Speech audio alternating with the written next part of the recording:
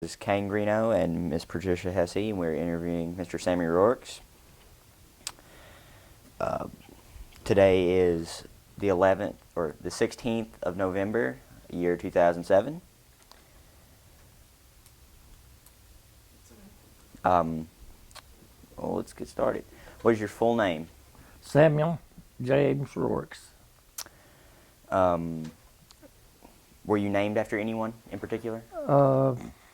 My grandfather, Samuel Rorex. When were you born?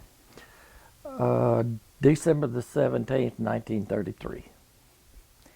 Where were you born? Winter, Arkansas. Did you ever have a nickname? Sam or Sammy, maybe. That's about all. How'd you get it? I don't know. My parents called me that, I guess. Short. Do you know where your ancestors were from? Yeah, I can go back to years and years ago where one of my great-grandparents was a full-blooded Indian. So I have got record of that somewhere, but I'm not sure. Bobby Chris, my brother, had record of that. And supposedly one of those grandparents, or great-great or great-grandparents, was died on the Trail of Tears years ago. I have proof of that through with my brother has the genealogy of that whole situation. Where'd they settle? Well, my original parents, my father's side, come out of Alabama, and moved into Harrisburg. My mother was born and raised right here in Wiener, outside of Wiener. I'm not really sure when they moved to Wiener. I have two older sisters and a brother that's younger than I am. And of course, they're in their early 80s. My sisters already done passed away, but they were born and raised here in Wiener too. What was it? What did they do, like occupation-wise? My oldest sister and her husband, and they had a daughter and a son, and all four of them were nurses in that family. My younger sister was in the banking, loan officer in the bank. My brother retired from Riceland Food up here. And that's about it as far as my family. You know, I have grandchildren and great-grandchildren. Once you tell me about your mom and dad, like, where did they grow up? Well, my dad, like I say, my dad, there was 7 boys on my daddy's side of the family. And on my mother's side of the family, there was 7 girls. So all of the girls and everything on my mother's side of the family were born and raised right here, or right in Wiener. Now my dad, most of his people settled around Harrisburg and Bay Village until my dad moved over here. And he was in the well business, puts down wells, and of course my mother was just a housewife until her later years. When did they get married? I'm not sure. Let's see. Let me kind of get an idea. Probably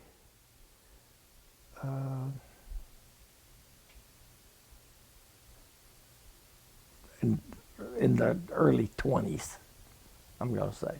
My dad was born in 1899, and I believe my mother was born in 1908. So I'd have to say it was somewhere, in the early 20s. What did they do for a living? My dad was in the well business, put down wells, and my mother was just a housewife. Um, what's something in particular about your mom? Like, just anything. The only thing I can tell you, she had 6 sisters. She worked hard. Any stories? Think of a story about your mama, something you Like- remember when you were a boy growing up, something you remember. I can tell you one thing in particular, that the first year I was in grade school down there, she went to school with me every day. Because she would take me to school. I hated it so bad. She would take me to school, and I would beat her back home. That's actually the truth. And I say it every day for the first year, but she took me down there every day just about. Would she have to stay a while? She did, but when she turned loose and come home, I beat her back home. Anything about your dad? My dad was an exceptionally good baseball player. Lots of people had told me that in the past that knew him when he was young said he could have played major league ball if the right opportunities would have come around, that he was that good. I don't remember him. I remember him playing whenever he was later on in years, whenever he was old or too old to play baseball, and he's still better than most players then. Any important things you learned from your parents? Well, I'm sure that I did. Both of them eventually was good Christian people, and that's led me to a better Christian life. Can you tell a story about your dad?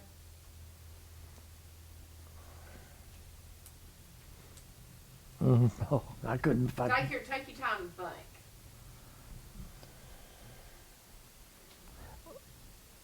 I don't know what I would tell this one.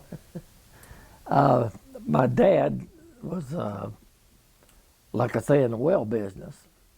And years ago, when they put down wells, they had to dig a pit, usually about 25 foot deep, till they hit water, with that, and then they'd start driving. But they was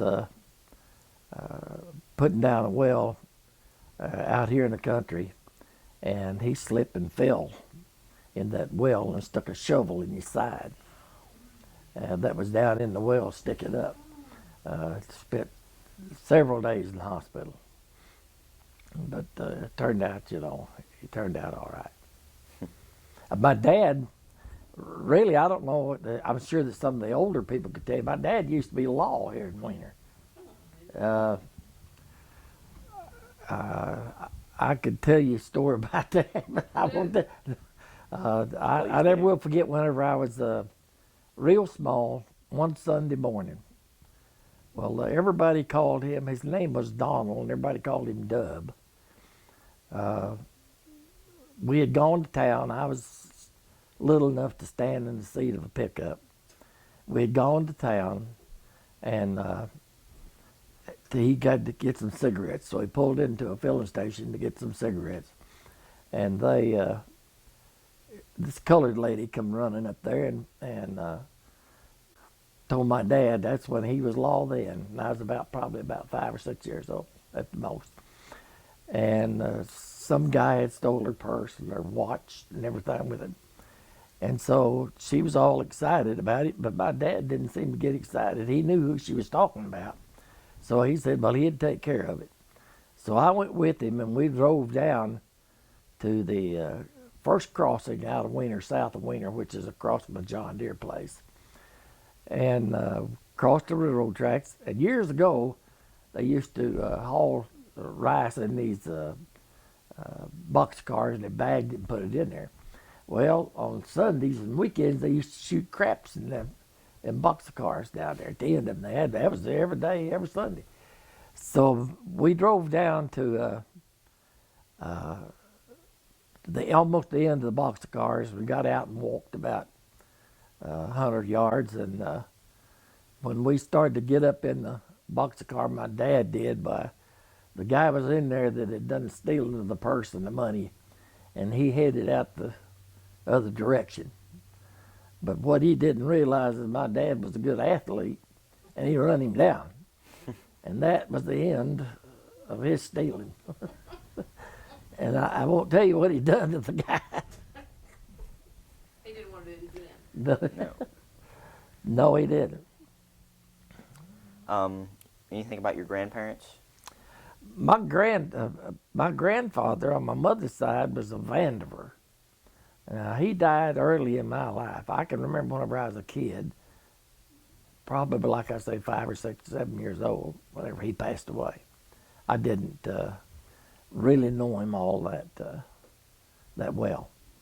Now my grandmother was the funniest, on my mother's side, the funniest old lady that I've ever been around. She could say some of the weirdest things that was always funny. And I never will forget this as long as I live. When I first got married, my wife and I lived in the same house as my grandmother did. She lived in one part of it, we lived in the other. And she was always talking to herself, just laughing and going on. And she was crippled, and I could tell when she was coming around this porch from our house. And I never will forget that she had heard on the radio that that's when President Eisenhower was in office. And she had heard where he was going to go play golf. And she come around there and told me, she said, yeah, you know, said he'll fool around playing golf and lose his job. So that was one of the funny things that she has told. Some of her funny things, she says things like that. She always talking to herself and saying things. What was her name? Her last name? Vandiver. They were Vandivers. Vandivers, and like I said, they had there was 7 of those girls in that family, and then well, this Aunt Catherine, you know, she was a deaf mute, and she went to school down in Little Rock to learn, you know, and she graduated from high school. But my dad's family, I knew most of the guys on my dad's family, or family side. He, like I say, he had 6 brothers. There was 7 of them. At one time, they had 2 cousins, and they had a Rorex baseball team. You know, the 7 boys, and they had 2 cousins that played with them. So, you know, I did not know all of my daddy's brothers real well. 2 or 3 of them I knew real well because I was around them a lot. I know they asked me a lot about the Rorexes up in Corning and Swifton, and I can't tell you. I'm sure with 7 boys in that family, they had to be some kind of kin because they spelled their name just exactly like that. Is there a picture of that Rorex baseball team, the boys? No, I've got a picture of my dad in there in his baseball uniform, and years. This was back in the. I had one picture and I can't find it, and I was looking for it. That was the 1919 baseball team. It had Luther Allen, Fred and Roth, and George Roth, and let's see, Ernest Hogue was on that. I haven't seen that picture or heard anybody talk about it. All these interviews we've been doing. Oh, I hadn't heard about that. Well, I had, this was 1919. I tell you where I got it. Grandpa Downing gave it to me. Mm-hmm. He had it there, and he said, he told me, he said, I don't know none of these guys but your dad. He said, I know them Rourkeville. So he said, take it and see what you can find out. Well, the first thing I'd done was go find out about it, and found out that it was in 1919, because my dad told me, he said, I was 20 years old when that picture was taken. So he was born in 99. So, and then he named every one of them players. Arthur Westerman was on that thing. And We just went to WA's day for yesterday. oh, you did? Well, it's, Wiener sure has changed, I mean to tell you. Do you know what any of your grandparents did for a living? No, No. none of them. No. None. In fact, none of my dad's people are living. Well, none of my dad's brothers or none of my mother's sisters, none of them living. They're all gone. Some of the first cousins are still living. Now, I see them fairly well. I have one cousin that lives in Tallahassee, Florida, that calls me regularly. And she is about almost 90 years old. And she calls me, and she has got a mind on her just like she did the last time I knew her. And I never, I call them Rorex girls, because these two of them live down there. And there was four, and they came to Winger every other year. And we met with them, me and Bobby Chris met with them, and had lunch. And now then they're down to two. And like I say, one of them's about 90 years old. The one that calls all the time, I hear from her. I was real close to them because I seen them regular. In fact, one of those girls' husband was a Willis that lived out in Cherry Valley. When he worked in Memphis for the railroad company, and the year that he died, and I'm not sure what year that was, probably in the 70s, I imagine, they inducted him into the Memphis Baseball Hall of Fame in Memphis. His name was Buell Willis. But he was quite a baseball player himself. Any stories about your grandparents? No, really I don't. I wished I would have brought that and the genealogy of my daddy's side of the family. Well, my mother's too, but I would like to have seen that lady that was, I don't know whether she was a great great grandmother that died on the Trail of Tears, but it's that even goes, the genealogy that we got on it goes back into the 1600s. Who did all that work? Bobby Chris. He did? Yeah. He's got it all printed out and everything. Huh. And it goes back, and like I say, into the 1600s. I know you can do that if you know how. Yeah. It's just that knowing how. Well, he connected some with some kind of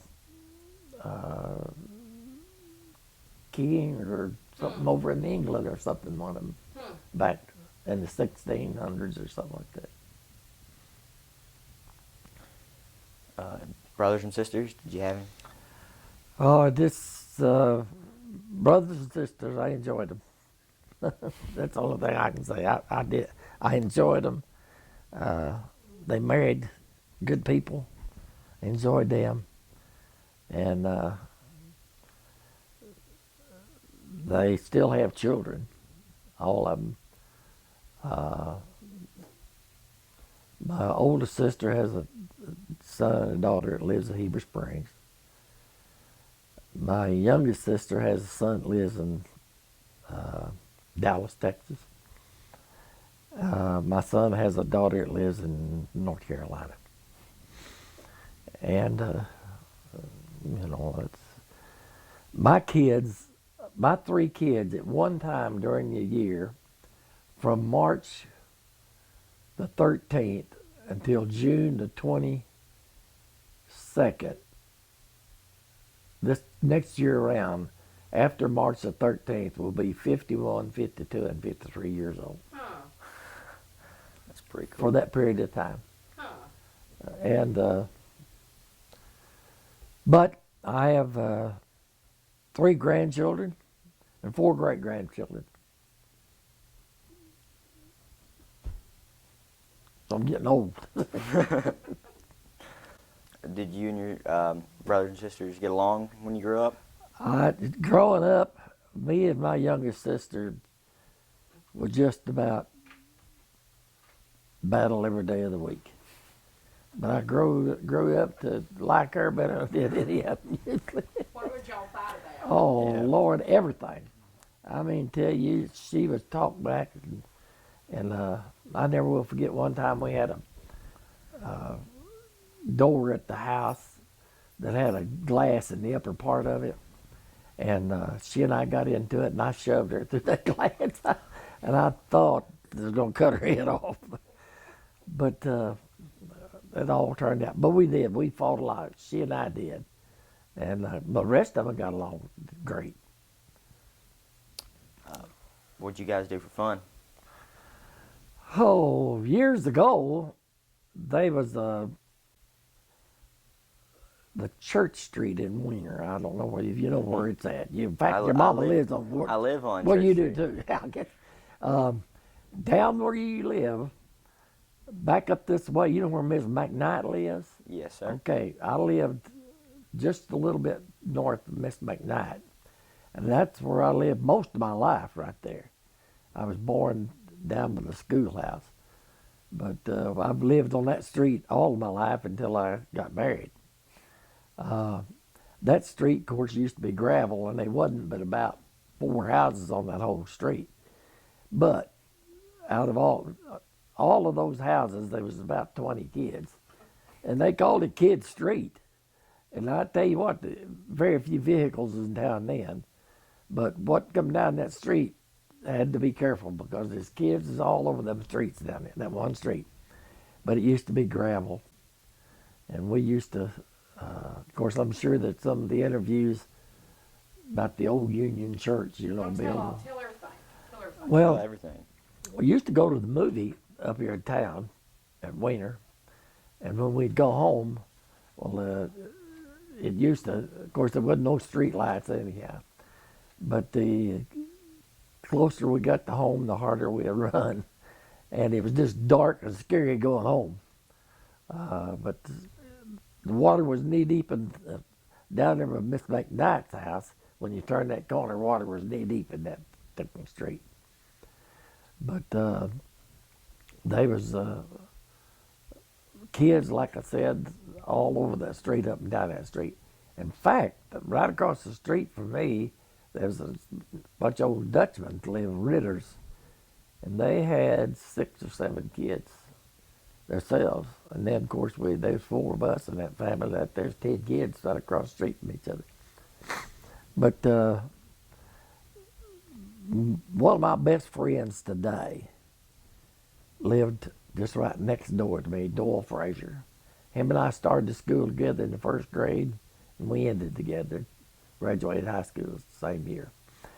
And then he left, and probably the last 10 years, him and I got back together to be real good, close friends. What are some things y'all would play? Well, hey, I tell you one thing. We used to I've taken old tar off of a car, just the tar, and I've rolled that thing over on Wiener 100 miles a day, just patting that tar and rolling it. I've took a pair of stilts. I don't know whether you ever know what stilts is. Yes, sir. You know what stilts is. And I've been called Tom Walkers. And I've walked them things up and down that street hundreds of times a day. And believe it or not, we used to take a stick and nail an old tobacco can on it and take a tin can, gallon can lid and start it down the street and push it with that tobacco can on the end of that stick and just push it. You get to where you can drive that thing any place you want it to Put go. that lid up on its side? Yeah, just It would stay up? yeah. You just push it with that tobacco can on that stick, and I remember between my house and where Miss Frazier and them lived, there was just open field there. We had a thing out there. I don't know how this wound up to get in there. I can remember it real well, but I don't remember who put it out. But they had just a tree stump, probably about a foot through, and they buried it. It was just part of a tree, buried it. And then on the top of it, they put a big round shaft stuck up about 6 or 8 inches. We had a big board on it, drilled a hole in the board, and put it on that thing, and we would grease the top of that stump. And you could get on the end of that. We had sticks nailed across it and sit on it. And somebody would push it and get it going real fast. We called it a jenny, flying jenny. And you used to sit out there for hours and hours a day. But you know, like I said, I pushed those tires and those tin can lids all over Wiener. I put Coca-Cola cans on the heels of my shoes and walked all over that end of town down there. Sound like a horse running down the street. Hey, now the kids wonder what they're going to do tomorrow and everything. And that amused me. Us kids, maybe we'd go swimming once in a while, but we didn't have no swimming pool. We'd go down to Yeah, find your route. Rice Well where it was cold. But I never will forget that years ago, whenever Mr. McCoy, Arlen McCoy, down there where the government apartments are now, he owned all of that property in there. And he kept cattle in there. And he had a couple of old bulls that was mean. I mean, tell you, they was mean. And we would aggravate those cows. And they couldn't get out of there. Where they drove up to their house, they had a lot of pipes across it where they couldn't get out. The cows wouldn't come across that. But we'd get out in there and get the bulls mad, you know, and then we'd run across that thing.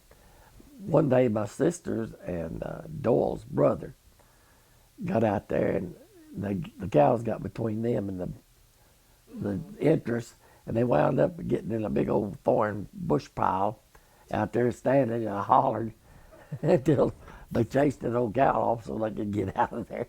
But they got caught in their own trap. They, of course, we used to go, there used to be a creek down behind our house down there. It's called White Slough. Well, that's down behind the school. This was Nelson's is what it's called. Nelson Slough. And we swam down there a lot. It was just a bridge with across the slough. And the people lived on the other side of it down there. But we'd go down there. But it seemed to me like that from town to that White Slough down there where we used to go swim, we had a swimming pool down, or a swimming hole down there. It seemed to me like it was 2 miles down there. Funny. I mean, tell you, it was the longest. We tried to get rides and everything down there. Somebody take us down there. It was so far, or we thought it was so far. Now then, people run and jog that far and just fiddle. But I never will forget. Years ago, there wasn't any churches around here with baptistries in them, to baptize people. Mm-hmm. And we, of course, when you went down there and went swimming, you didn't swim with their clothes on. And the Baptist church brought a bunch of people down there to baptize when we were down there swimming. Naked. And they had to wait till we got out of the swimming hole before they could do the baptism. No. Oh, it was just better times then, by George. Better times. Never went to the doctor hardly. We got something wrong with it. They poured coal oil on it to stop it from bleeding, clot the blood. And, I never will forget. I jumped off the back of the back porch of the Ritter boys and stuck a rake plumb through my foot. 2 of those prongs. I didn't go to the doctor with that. My mother soaked it in coal oil and put fat meat on it. And to get all the poison out of it and all the junk. And it'd heal up.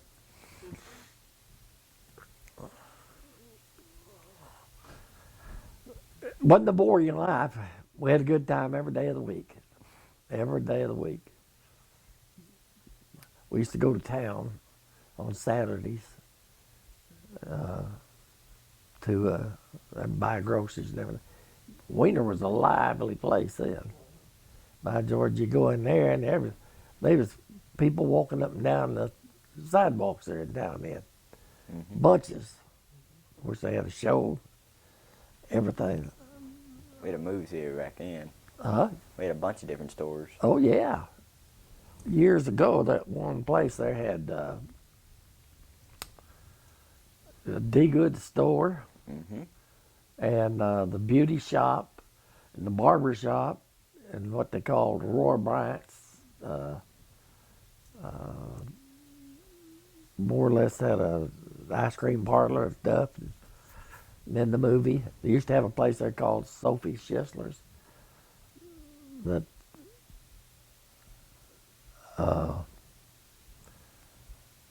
Patricia's grandma, Miss Downing, and my mom and all of them used to go in there and gossip all the time on Saturday night. Wonder where she got it from. I think she got that on her ear. She can hear you though. What is the absolute worst thing you got in trouble for when you were a kid? Like, hands down. Oh, I'll get to think.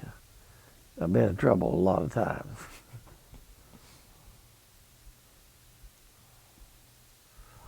Oh me. Only thing I could think of would be I never will forget one time whenever we used to when I was in high school we used to go out behind the gym and smoke and before school, and one day we was out there smoking, about 5 or 6 of us guys, and here come Mr. French. Guy French was superintendent there. Well, we heard him coming, so we took off walking around. He had everybody put the cigarette out, but one, Billy Wilkins. And while he walked by me, he stuck that cigarette down my back pocket. And it caught my pants on fire. But got into it over that big time. That's the only thing I can remember. But when I told a while ago about my sister and I getting into it, and I shoved her through that glass, then is when I thought I was going to. I always thought that if I got in trouble with my dad, he very seldom ever whipped me. But I thought, I used to have an old chinaberry tree just about 100 yards from my house.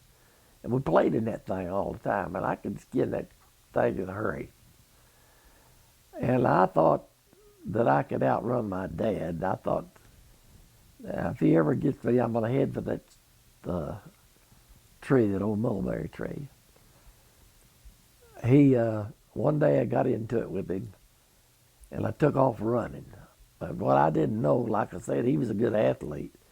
He caught me before I ever got there. And I'm going to tell you, when they whipped you back then, they done it with peach tree limbs. Yeah. By George, and they got knots on them. Then you don't never run from him again. I never run from him anymore. It was a lot easier. But that was really a big time when I run from him, and I shouldn't have.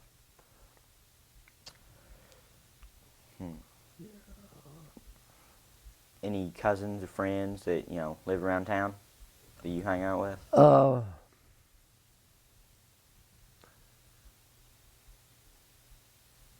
I don't have any None? cousins that live around here. When you were a kid? I used to, no, when I was a kid, me and Ron Hogue were real good friends. I stayed up at his house a lot, and he stayed down at my house a lot.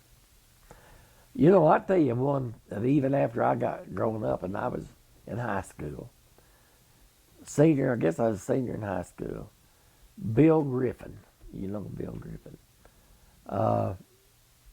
He lived at Otwell and went to school at Valley View. And of course I lived in Wiener and went to school at Wiener. And he was a senior at Valley View, and him and I was best friends. And we played basketball against each other. But after we got out of school, and just a year after, and during our senior year, him and I was exactly the same size. We wore the same size shoes, the same size pants.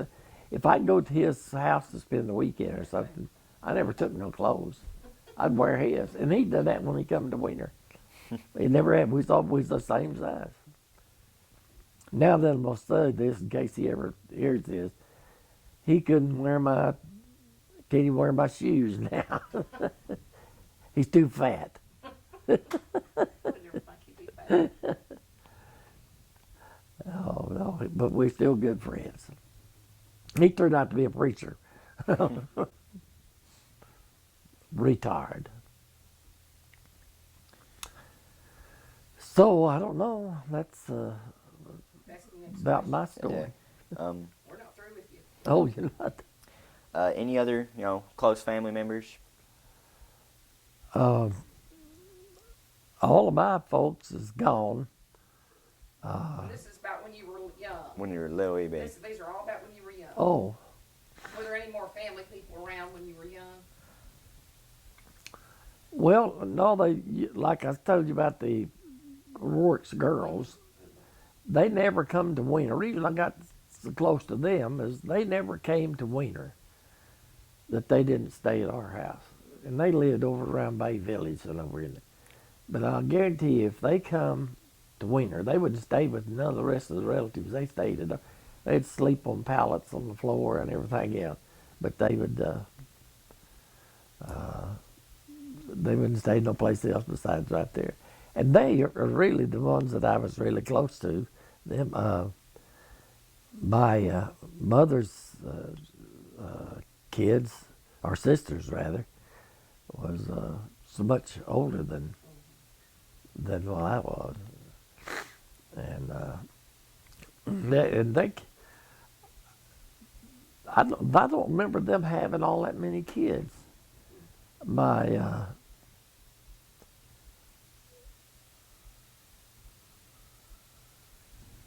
my Aunt Rita didn't have any kids. Berger. Ida Jane, of course, she had 3. There were 2 boys and a girl. Lucille had that 1 boy, and Pauline had 1 girl. Catherine had 1 girl.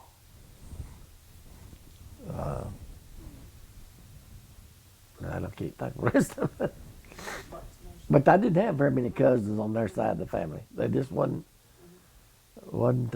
just didn't have very many kids. The girl part of them didn't.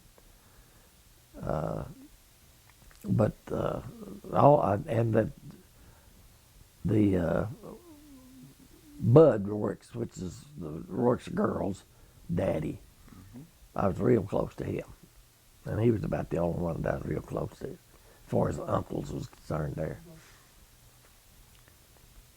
Did you have any strange or who people thought they were strange or eccentric relatives? Everything was strange back then. Everything. It was just, Wiener used to be pretty wild as far as there used to be taverns and things going on all the time. Crazy people. But I never was around any of that.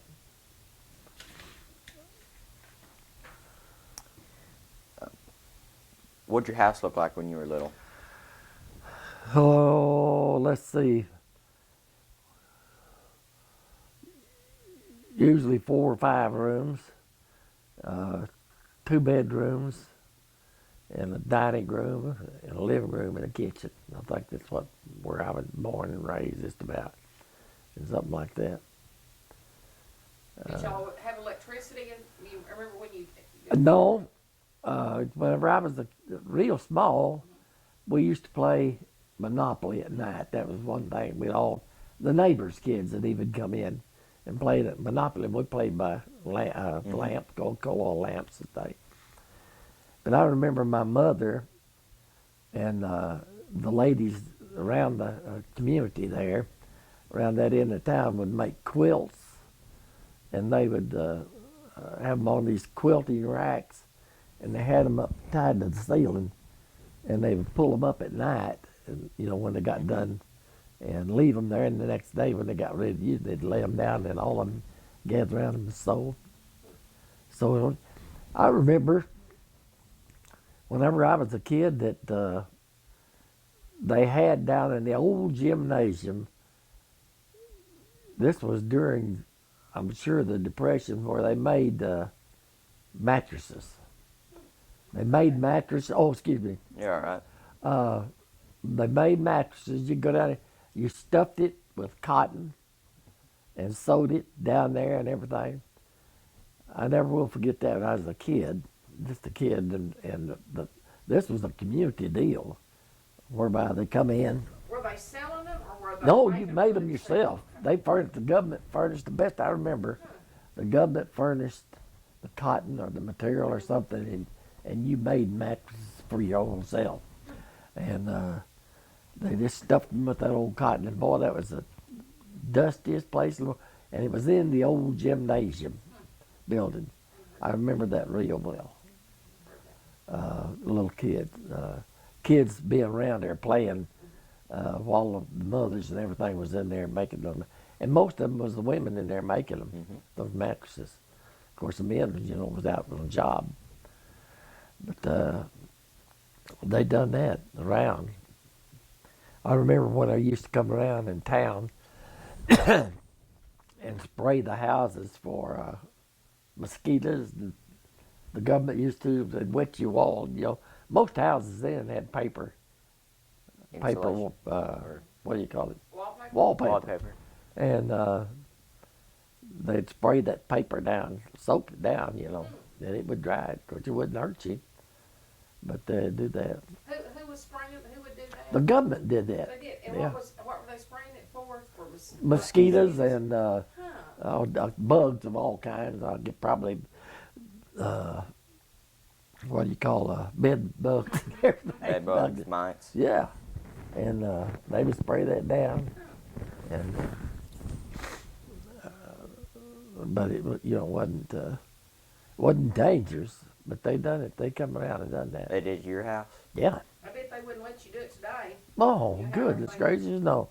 You can't even hardly spray anything. Yeah, they won't even let you spray your own flowers out in the yard. Yeah, they had. One thing that I remember whenever I was a kid is, no one had any refrigerators. They delivered ice to your house, and I'm sure that you had a big old card that had 25, 50, 75, and 100, and you'd turn the number up of what you wanted, and whoever was bringing ice, they'd just take it and put it in your refrigerator or your ice box. I remember that real well. Where would they get that ice? I think we got it in Jonesboro then. Yeah, the ice house in Jonesboro or Newport, but they delivered ice, and How stuff. long would that ice Yeah. last? Well, it almost lasts a week, to put it in that ice box. How Yeah, often do do it. they deliver? How often do they, come by and pick up your I think car? like once a week whenever they come by. But I never will forget that every Monday morning, my mom used to wash clothes on an old wash machine out there that the wringer kept choking up all the time. But that was the worst thing I hated about Monday morning was I had to pump water to fill a big old black kettle out there in the yard so she could build a fire under it and have hot water. And I would hand pump, and haul water and put in there and do that. And I never will forget, I'd say, "Mama, is that enough?" And she'd say, "No, one more," and I'd pump one more. And I'd say, "Is that enough?" She'd say, "No, one more." And I would tell you what, I didn't think I was ever going to get that old black pot full of water.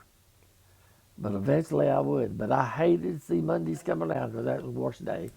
And the hot water needed to be pumped. And I remember I told you about these Ritter boys that lived next door to me, their mother and everything. For tea, they'd pump water. Get up there and pump water and pump it till the water cooled off real cold, down deep water is cold. And then wouldn't have iced tea, they'd have tea, with cold water. So when you pump, that first water's going to be warmer, and it's gonna eventually get colder? Yeah.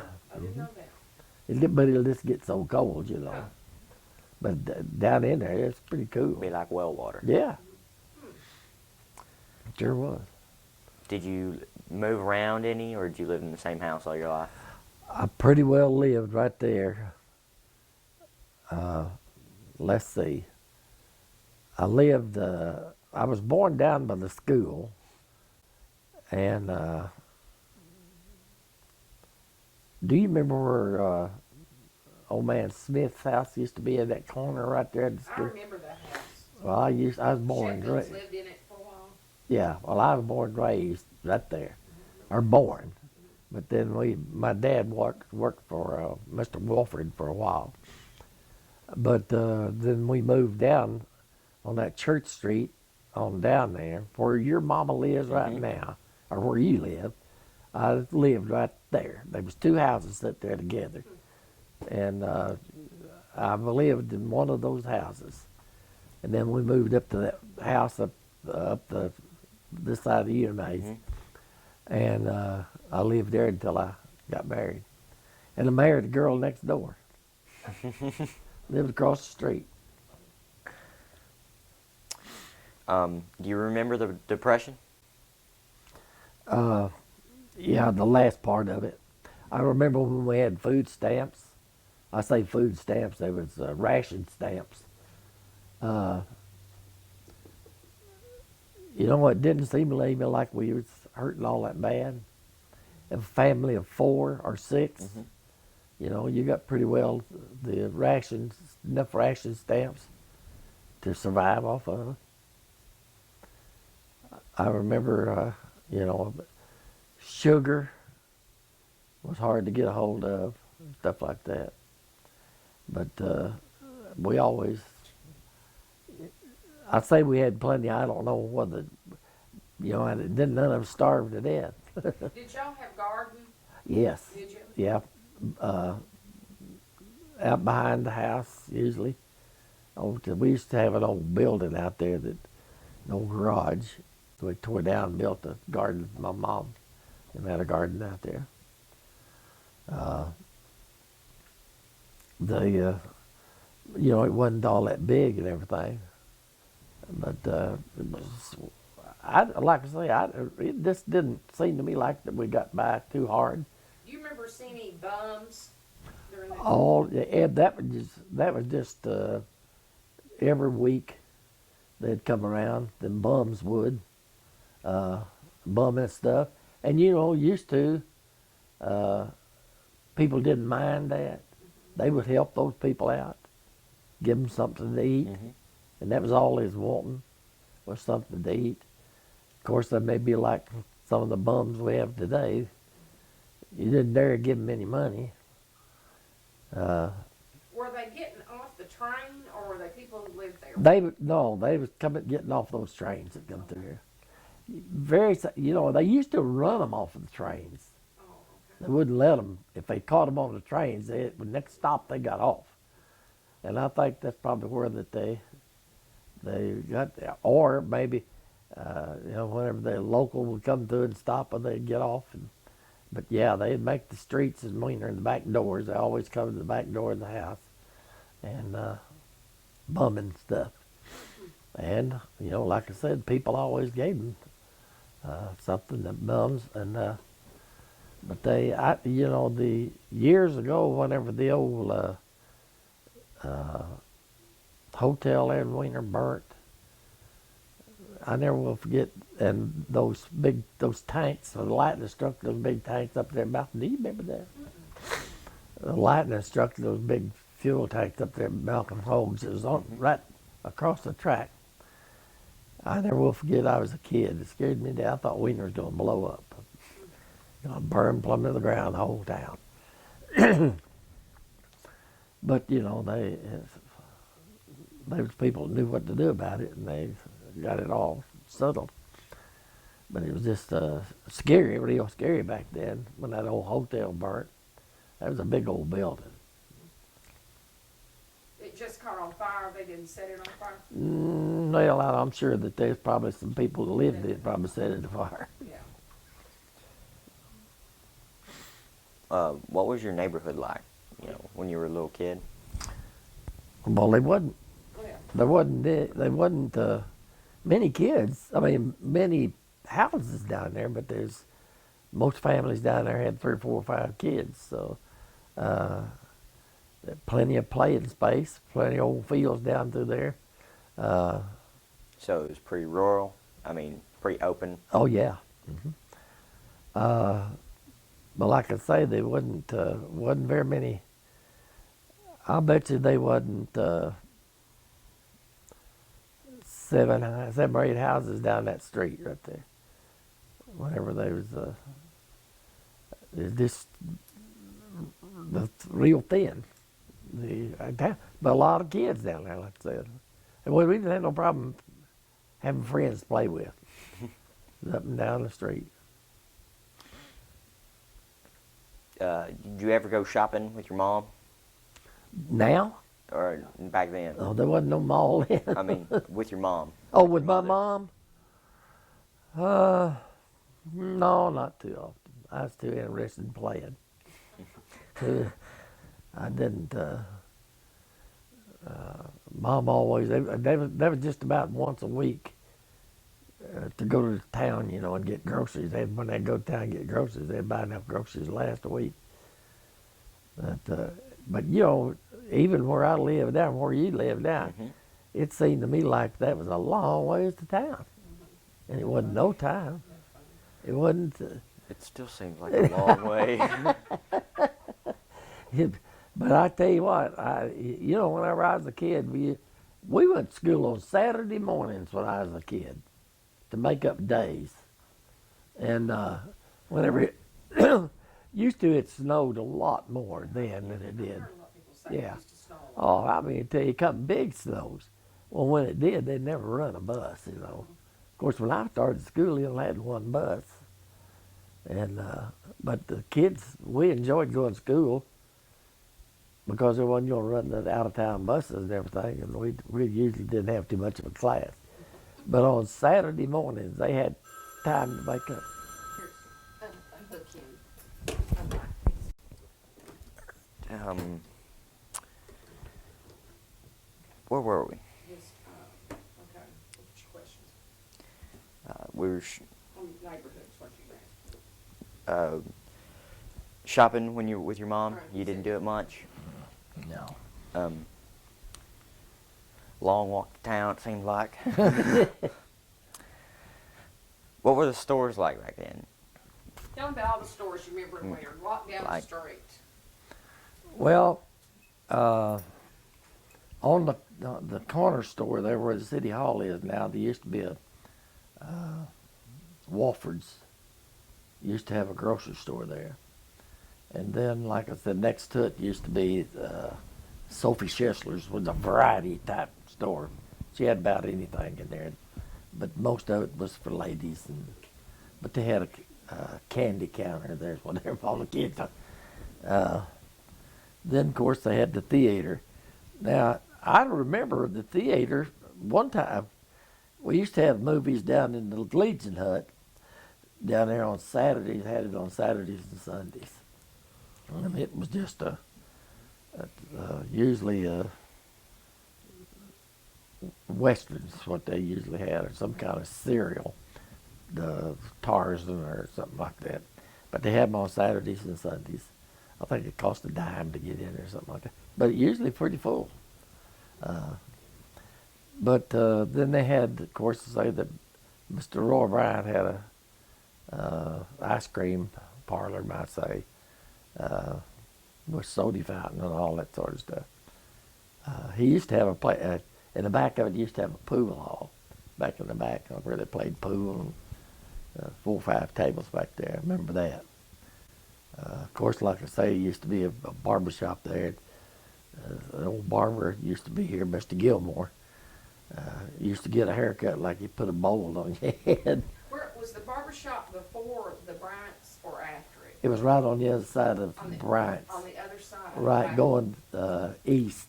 Okay. Going And then they had there's a beauty shop next to it.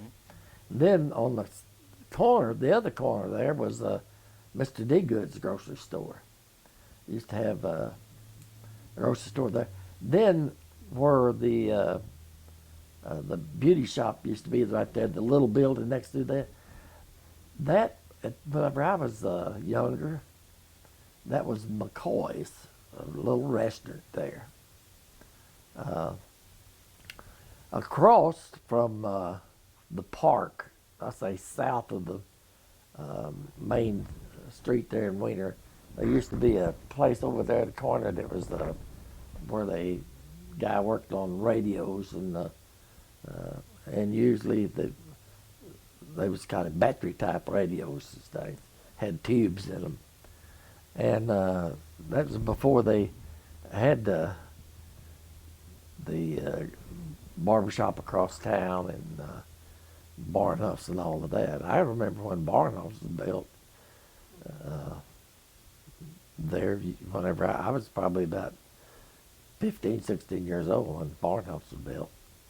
But across the tracks, of course, they used to have right there where Perkins Body Shop, before Mr. Walford built it, went out of the corner store and built the John Deere, used to be John Deere place. It's Perkins Body Shop now, and that co-op place. They used to have carnivals from town, and they'd have them right there on that corner, in that square block parts right there. And they had big carnivals there. And what was the difference? Can you remember what was the difference like between, say, Wofford's store and D Goods? Were they about the same, or did they have different stuff? Different product. they was pretty well the same. Mr. D Goods was usually best I remember Mr. D Goods' place is he had on the front counter, he had little boxes that was glass, had a glass front on it, and he had different kinds of beans and peas in there to show what was in that. Mm-hmm. And I remember he had flour that was in a big wooden drum like barrel. Like a barrel? Yeah. The best I remember on that. Of course, he had some bag stuff back there too. But back in the back, they sold chickens. You could buy chickens, but you bought them then. They're not like they are in a grocery store now, all cut up and everything like that. You bought a chicken, took it home, and killed it yourself. Oh, so it was alive? Oh, yeah. About live chicken. Yeah. Bought live chickens, and I don't remember them having turkeys back then in those places for sale like that. Mr. Walford's place didn't have that. Mr. Walford's place was a little bit more modern than what Mr. D Good. Mr. D Good's place was just an old country store, an old wooden floor country store that all the stuff in it that you see in the movies and things. But Mr. Walford's place down there was nice, in place. Everything's in place. But they used to have right over on the corner next to north of Perkins Body Shop there. They used to have a drugstore there, and then there used to be a doctor's office. That's where Dr. Alcott used to have an office there. I think about the only thing they used to have is two kinds of medicine, something to keep you from coughing and the other to send you to the bathroom. What do you remember being across the railroad track? Across the railroad track, down on the, down on the corner, starting down on the north end. Of course, the Hoag's bulk oil plant used to be there. Where Hoag's, let's see what the filling station is. There used to be a bulk oil plant there with all them tanks across the street. Then there used to be an big old shotgun house right there on the corner. And there used to be a big chinaberry tree right there. And that's where everybody that was hitchhiking to Grundon's stood underneath that old chinaberry tree and hitchhiked to Grundon's. And where was that at, Sammy? right, you know where Hogue, Lewis, right there in that corner. Okay. Right, exactly in the corner was that big old shotgun house, and that Chinaberry tree was there. And across the street, south from it, Mr. Huber had a grocery store in there, Franklin Huber. Uh, let's see, there used to be, of course, a bank was in there, and there wasn't any building that I can remember like the insurance office used to be, you know. Well, not in that, and then I don't remember if there was ever a store in there one time or the other. Might have been a little type store, but the bank, and of course the post office wasn't. And there used to be a house in between the post office and the old, used to be a restaurant in there. Mm-hmm. Geneva Lawson owned the restaurant in there then. And then the post office was going south. And then the international place up there. Mm-hmm. And that's where I started to work there in 1954. I started to work there. At Case International or It wasn't then, it was Downing's. Downing's? Downing. They was, I'm not sure, Patricia might tell you more about that. It's around 1900 when they was established in there. But I never will forget, when I went to work there in 1954, there was, they had a brand new pickup in there, 1954 International, and it sold for $1,549 in 1954, brand new. And then on the other side of it was a Fowler's general store. They had pretty well, he sold shoes and shirts and everything in there then. I remember across, even further south across the street there, they used to be, Allen's used to own a filling station there, and a place they called the Blue Goose. It was a filling station. In the back of it, they had pool hall and drinking and all of that going on in there. And that was, they just about had a scrap there every Saturday night. That was just as regular as clockwork. That's where I was telling you about my dad to stop to get a pack of cigarettes. Of course, on the other side of it was there was a big house. The Hubers owned a big house right there, two-story house there, next to it. And on down, there was a filling station, a little filling station where Hatcher's place is now, that old junk place is. My uncle owned the filling station there. Chris Berger owned the filling station. And they lived right behind it there in that high white house there. They lived right there. I don't know if there's anything even further down than that. I can't remember. So the Huber house set about where that Reachin's drive-through bank is?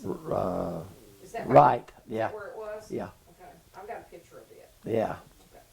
Okay. I was trying to think of what did I say was on the corner there. I don't remember whether there was anything right on the corner, but that house is. Oh yeah, that old Blue Goose place, you know. Then that Huber house used to sit right there, big two-story house. That was J.B. and grandmother or grandpa and them. I think lived there. And there used to be a place back across the tracks over there where they bought rice, and they come in there with bagged rice. They bag it out on the farm when they thrash it.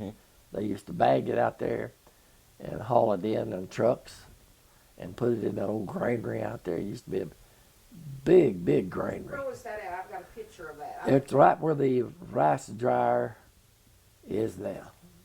Okay. It big long warehouse. Was it close to the railroad tracks? Yeah, right up on close to the railroad track. Miss Coleman used to pretty well run the scales there. She done all the weighing and everything. I remember when I was a kid, we used to go out in the country with George Lynn and Chub Mead, and they used to do most of the hauling around it. Us kids would go out there and then ride back on the big stack of rice, and they'd put I don't remember how exactly how many they put 50, 75 bags on the back of one of them trucks, and then they'd haul it in, haul it to that, and they'd stack it in there. I guess they'd went by names, you know, who it was. Stacked this in this corner, that in that corner, and there. But that was quite a deal then. Of course, that was back whenever they'd probably 50 bushel of rice had been something. I doubt if they made 50 bushel of rice an acre then.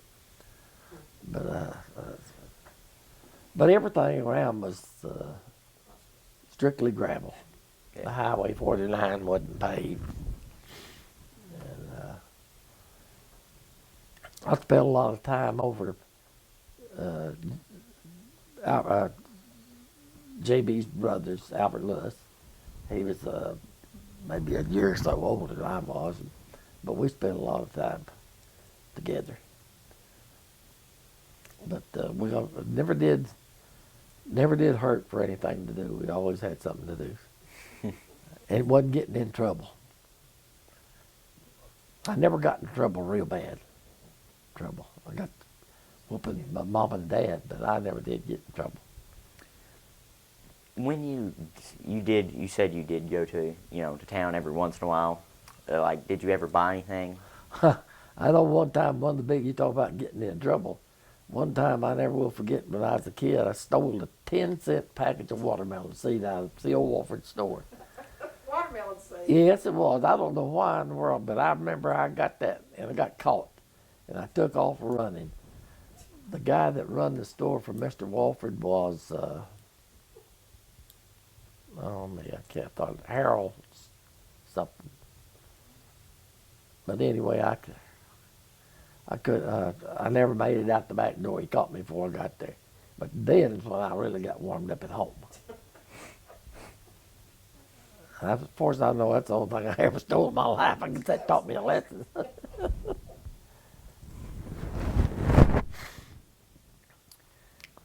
Like, sorry. Cool. What things did your mom usually buy when she went to the store? Things? Yeah, like food. Well, most of the time they bought staple food like sugar and flour. Hey, my mother made biscuits every day of the week. Every day of the week she made biscuits. I never will forget that I used to love to come home after school, get one of them old cold biscuits and some bacon that she had fried for breakfast, big old pieces of bacon, and eat it. That was good. Now then, I guess kids has got to have an ice cream cone and soda pop and everything. I'll take it.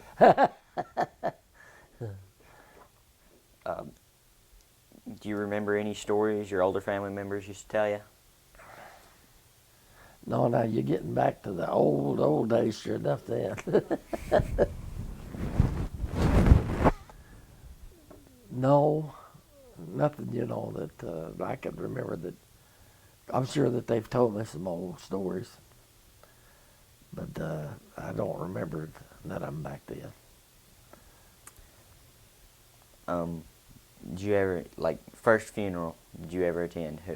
Who was it? It was my grandpa. Whenever I was real small, I never will forget that. Because they left me in the car. I never will forget. And, of course, the funeral was right there beside the road down here at Wiener. And I was in the car. And I never will forget that. And I really didn't even know what was going on, hardly. But I remember it at a funeral. It was my grandpa's funeral. I guess that was the first one I know it was the first one I ever went to. There. Grandpa's funeral. Were your parents strict in any way? Like, No, not really. I, you know, I wasn't rowdy. I wasn't. Hey, they wasn't nothing to do back then. It was stealing wasn't even the worst thing a person could do is smoke a cigarette back then. There wasn't nothing else going on. Uh, strict? No, not necessarily. But I didn't ever.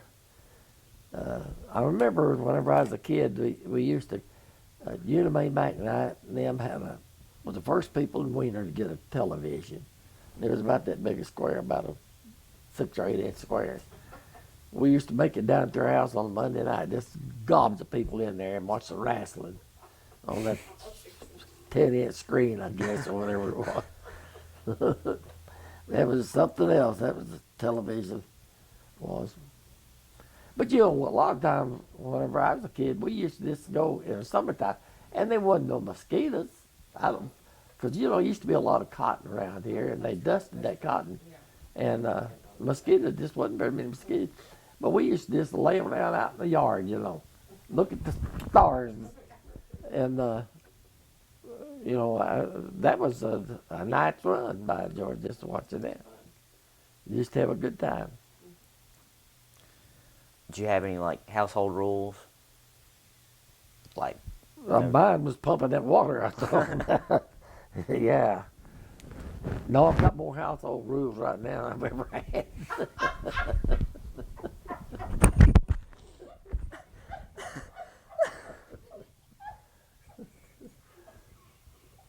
So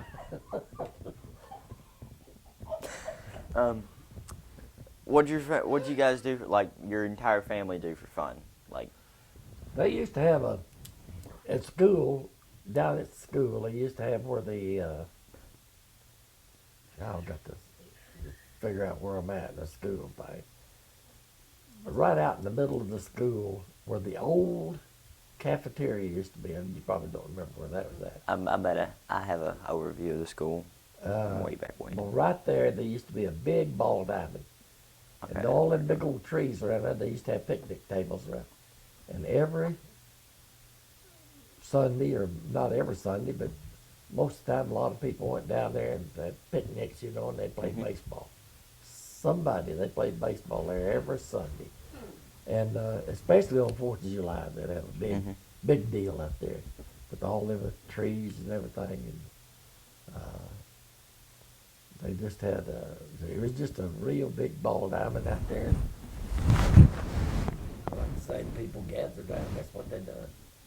The picnic was around those trees and things. I like to say they had picnic tables all the way around those trees. I never will forget that. And, they'd have picnics. Watch the ball game.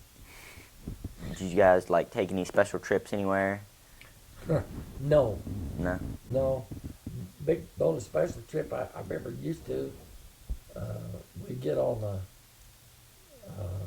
back of a flatbed truck and go to Taylor Bay and spend the night or two and fish. There used to be like 3 or 4 families used to get together and do that. Cook fish on the banks of the river down around Augusta and down there, Taylor Bay. They'd cook out and everything. That was, like I say, there wasn't all that many mosquitoes. Yeah. They'd pitch tents. That was about the farthest going away you could ever get. That was when I was young. Didn't get very far, I'll tell you. But that seemed like a long ways. Did you guys celebrate birthdays? Not anymore. When you were young. When you were young. No, of course they always had a birthday cake, you know, and the neighbors would always come over and everything. Had a eat birthday cake, drink punch or something like that. Yeah. About the 4th, the extent of celebrating. I'm gonna change this title. No. Okay. This is Kane Greeno, and I am re-interviewing Mr. Sammy Rorex. The date is I believe it. Oh, the date is the 14th of February, 2008, and this is a retake from question 17 onward. Mr. Rorex, were your parents strict at all? Strict? No, not necessarily. Uh, Not, like they are to a lot of people. That a lot of mothers and dads was. Mine wasn't.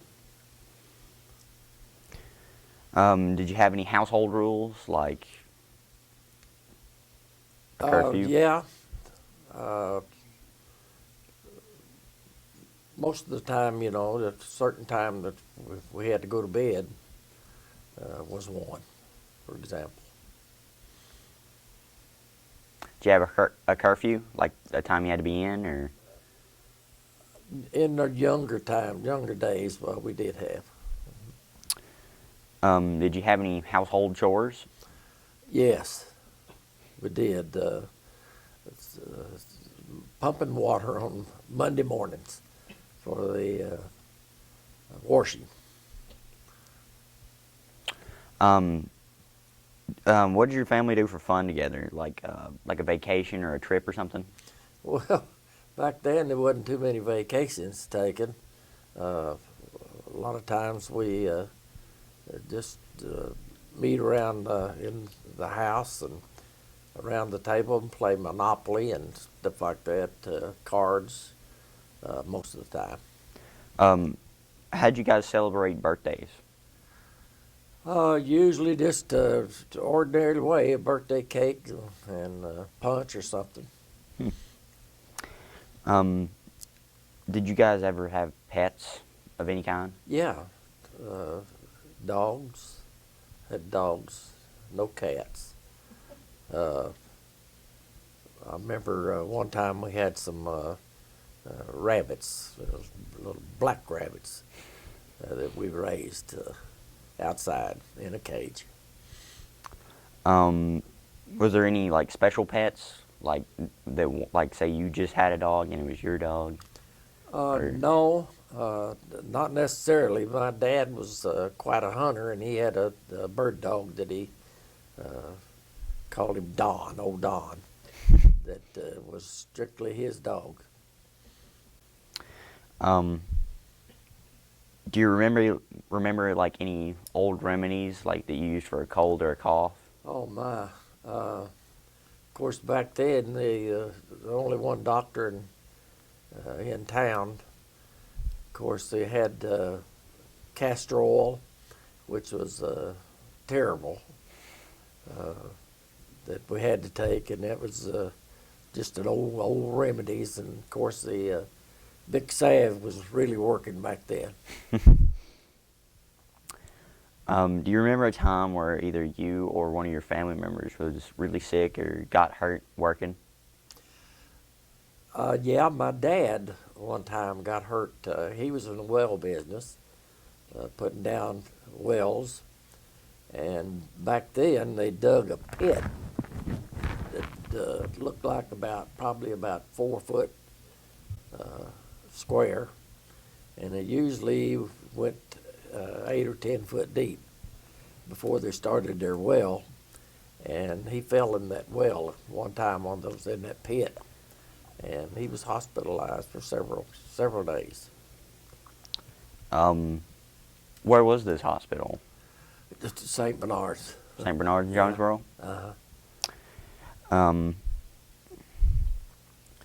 When you were in grade school, what was it like? Like, where'd you go to school at and stuff?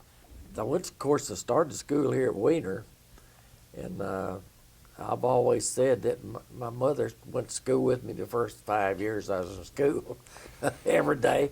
No, she did bring me to school a lot of mornings, but I always managed to beat her back home before she got home.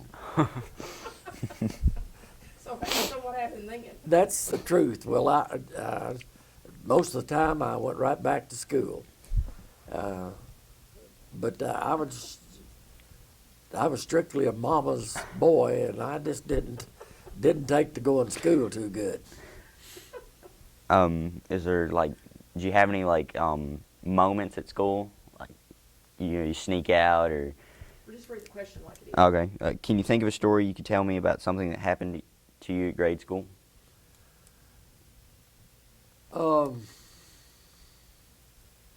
Gosh, that's been so long. I can't remember exactly.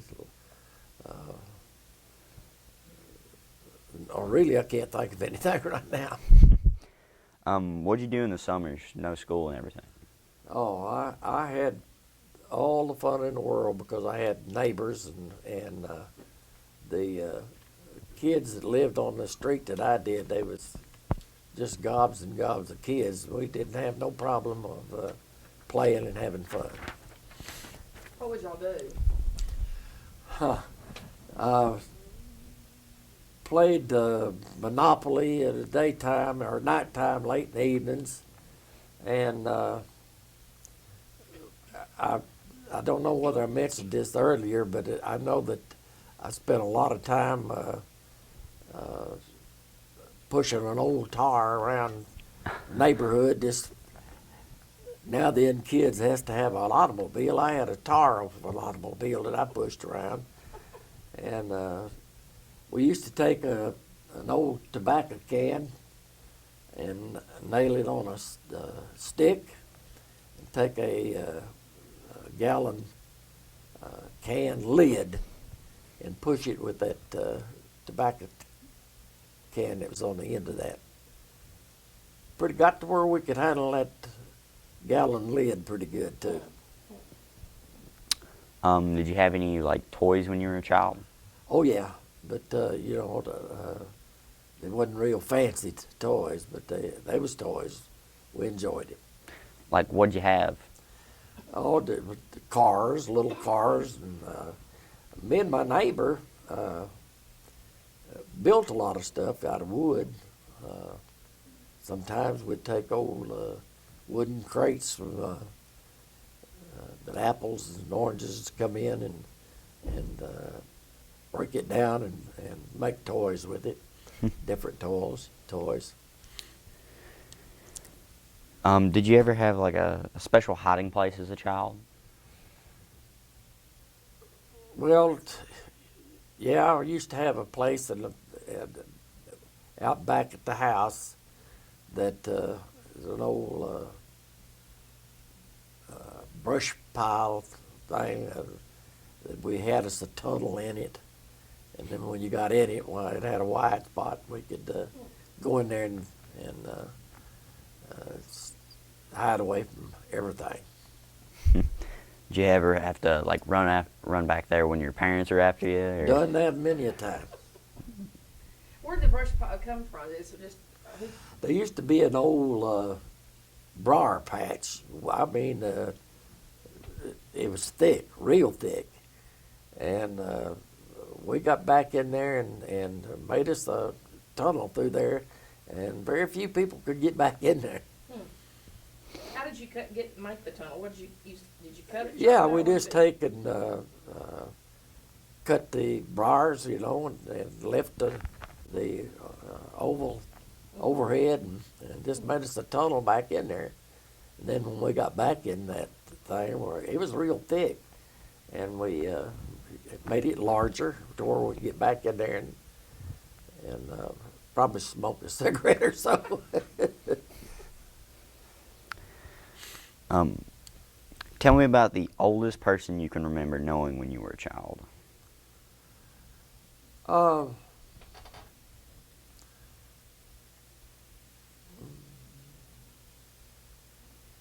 Used to be an old man that lived behind where we lived. His name was Bear. Dutch Bear was his name. And he was an old German. Couldn't hardly speak English at all. Seen him every morning when I went to school. He's stand outside, real nice old man. And one of the things that I remember real well about him is every day you go by there, he'd say "Bagates," which was good morning, I think.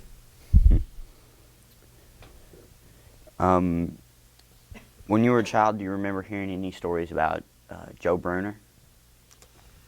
Just the name mentioned whenever I was a kid. I've heard his name mentioned several times. Um,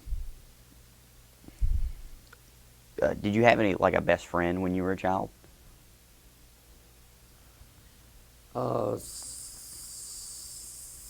Really, I don't believe I did whenever I was real small. Now then, after I got up like 10, 11, 12 years old, or I guess Ron Hogue was probably the one that I run around with mostly. And I never will forget, used to, we'd go out to his grandma, Bryant's, about every Saturday evening. And with his mother, we'd ride out there with her. She lived out across the bayou. And we'd stay out there 2 or 3 hours, and then we'd come back. The long trip. Yeah, it was. Walking. Well, it was, of course, we'd drive out there. Where was that house? You know where the crossroads is, across the bayou out there where the school, the old school, you turn to your right there, and down there just about 100 yards on the left. It's right up on the road there. Was there ever, like, a child that you didn't like?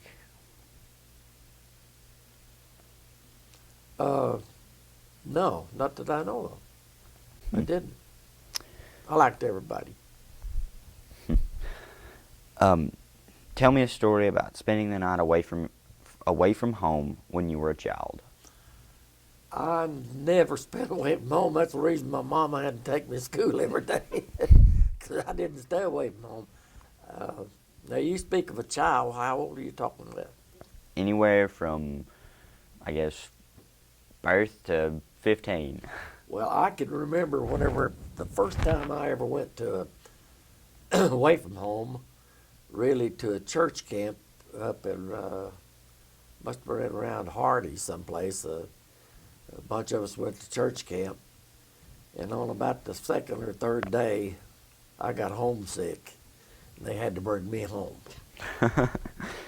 And we was supposed to stay till a week there at the church camp, but I didn't stay a week. They brought me home.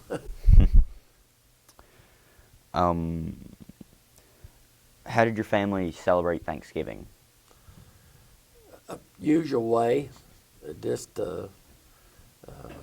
I don't necessarily think that we had turkey all the time, but I, just had all at home with all the trimmings. I had 2 sisters and a brother, and we just had dinner at home. Do you ever remember celebrating Halloween? Yes, as far as celebration, I can remember years ago in the old gymnasium, they used to have the Halloween carnivals, and they always give and people back then dressed up, for Halloween. I mean, it was a real competitive deal, and they gave a prize for the best one. We used to come down, and they had all kinds of games that you play, things to do. I don't know whether they still have the old wishing well deal here, but they used to have that. But it was a big deal back then on Halloween to come down, and they'd have, like I say, different grades had different things to do. But the grand finale of the whole thing was to choose who was the best dressed, and they had lots and lots of people that done that too. Did you ever win, like one of the dress-up competitions? No. Anybody you know? I was ugly enough the way it was. Do you remember them having the Halloween King and Queen? Yeah, sure do. I tell you, this a lot of difference now than what it was back then. What was Christmas like at your home, at your house? I enjoyed Christmas very much. I never got no real expensive toys, but what I got, I was tickled to death with. You remember like things that you got for Christmas? Oh, but, you know, just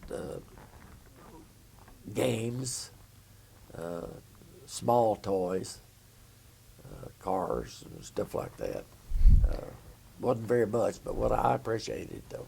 Do you have any like special memories that you have from like a Christmas when you were a child? Story. Of what? Read that question Oh. like this. Oh, a story about a Christmas memory you have as a child. I remember the only thing I do is I remember the first Christmas after I didn't believe in Santa Claus, and it wasn't fun. Can you tell me a story about a birthday you had as a child?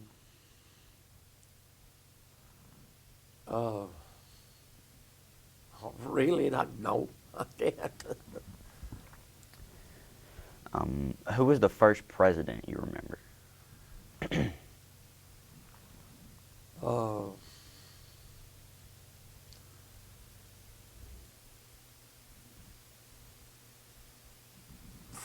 Roosevelt.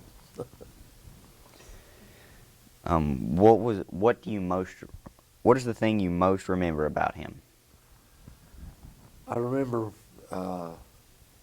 wartime. Back whenever we had war. I guess he was president then, but I just remember the war. And of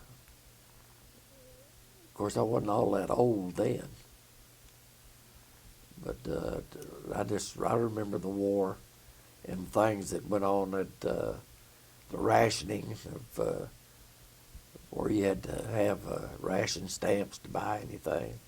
I remember that real well.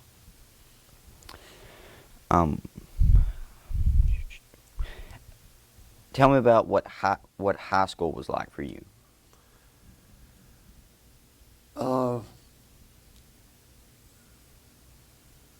I wish that I could go back to high school and know what I know now and pay a little bit more attention to what's going on. I didn't necessarily like school. I didn't hate it. I loved sports, and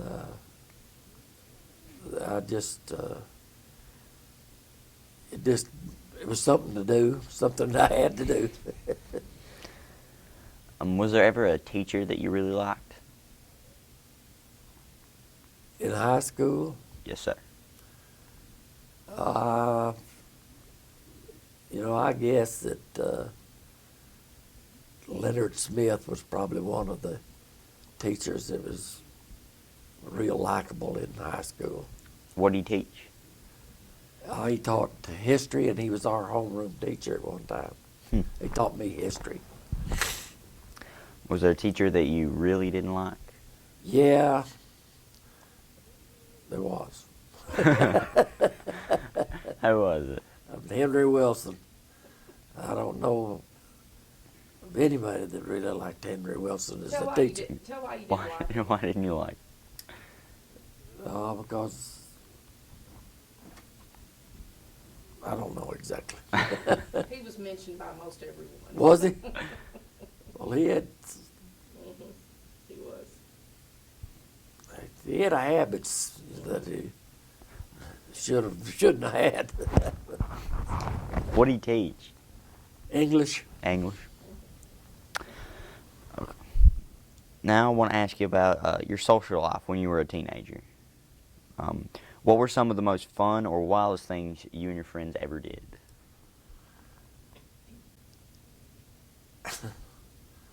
I'll tell you what, whenever I was a kid, and some of the wildest things, and back then, wild wasn't no more than pushing over an outdoor toilet on Halloween. But the trick of the trade was to get to the school bell and ring the school bell on Halloween night without getting caught. And they've been lots and lots. That it was done every Halloween. And it started years and years before that. But it was always done, and I don't know if anybody had ever really got caught at it. Did you have to climb on the roof to ring Yes, it? yes. But there wasn't a cord.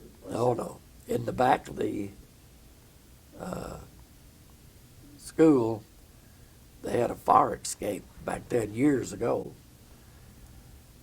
But it was only went to the first floor. Now, you had to get on the roof, and there was a pipe, vent pipe, big vent pipe, cast iron vent pipe that went from there up, and you had to climb that vent pipe. They even went so far to try to catch that they greased that vent pipe one time to catch the people that was ringing the bell. Did it work, or did they ring it that year too? No, they rang it that year too.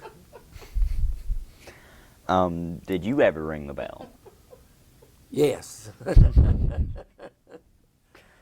I always got to do that because I was the smallest and I could skin that pole pretty good.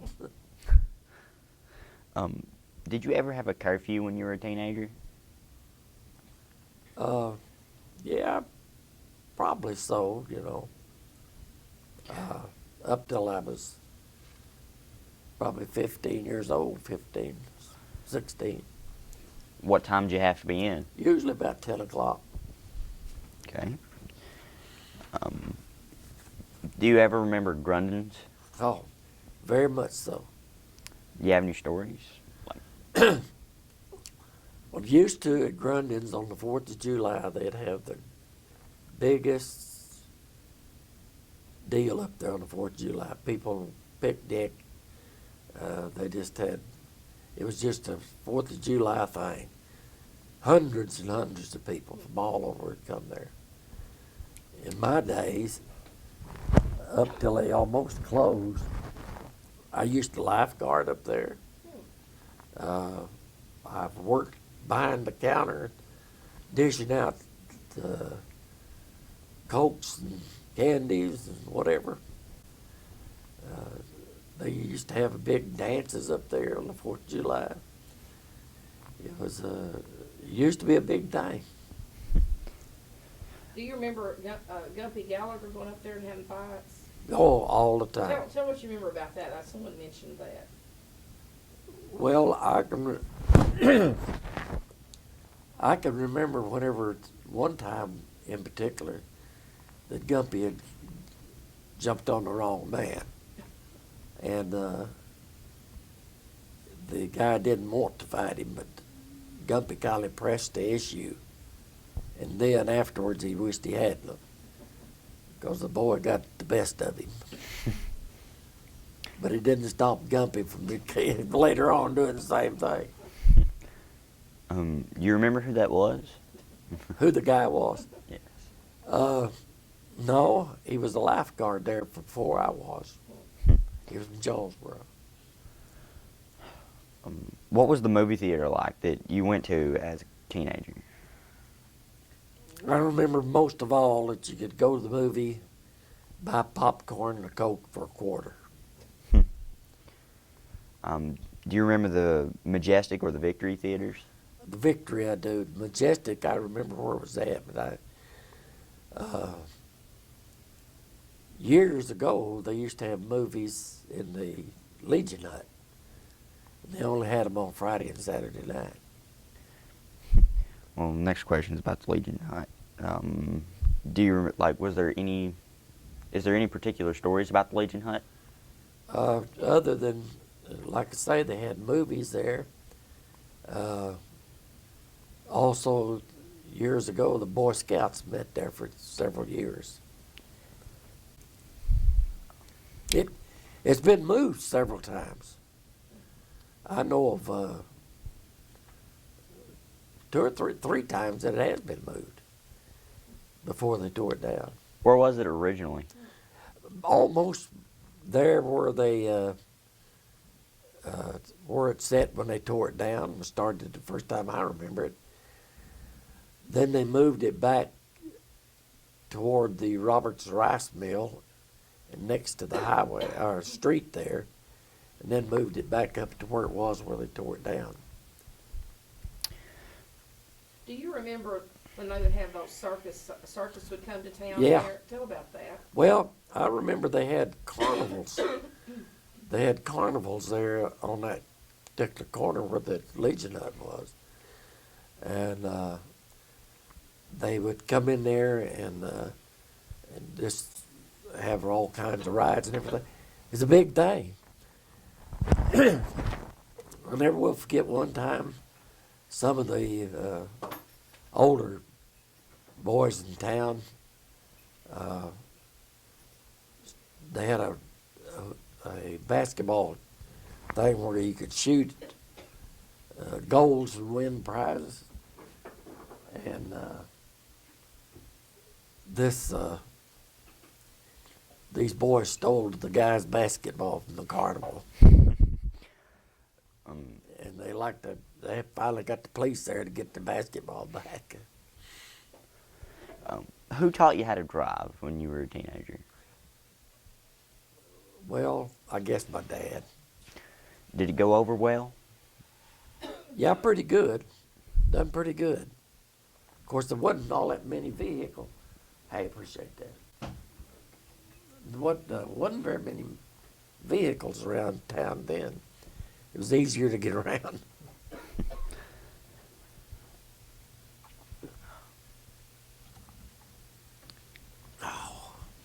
Do you remember the first car you owned? Yeah, that I owned myself was a 62 Corvair. Is there any stories about that car? Yeah, one story in particular is I had moved to Osceola, and we had came back to Wiener to visit, and we started back, and my kids was small, and to put it in drive and reverse and everything, it just had a little lever up on the dash that you could flip up and down for the drive. And we was coming back, we was in the hills over on the other side of Harrisburg coming in, and my kids in the back seat got to arguing over what it would do if you'd put you had it in drive, if you put it in low. Mm-hmm. Would it slow down or would it speed up? And they argued and argued and argued, and finally I got mad and I said I was going to show them what it would do, and I flipped it into reverse, and it almost come to a stop right there in the middle. Blowed the hose off of my carburetor on it and everything. I had to take it to the shop and have it fixed. We had to, that settled the argument though. Did you have a person that you admired when you were younger? Well, I'm sure that I'd have and did have. I had people like Chester Sidney, Junior Downey, people that I knew real well like that. Offhanded, I can't think of any more. And I'm sure that there was plenty that I admired. I admire a good friend of mine, Bill Griffin, for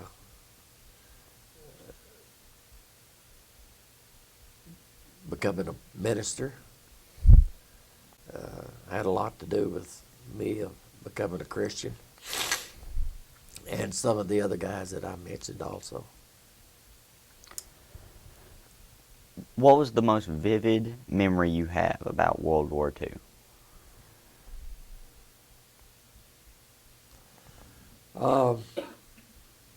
I remember that we had several boys from Wiener that was killed in the service. Uh, I remember that back then, when the war was going on, you had to have uh,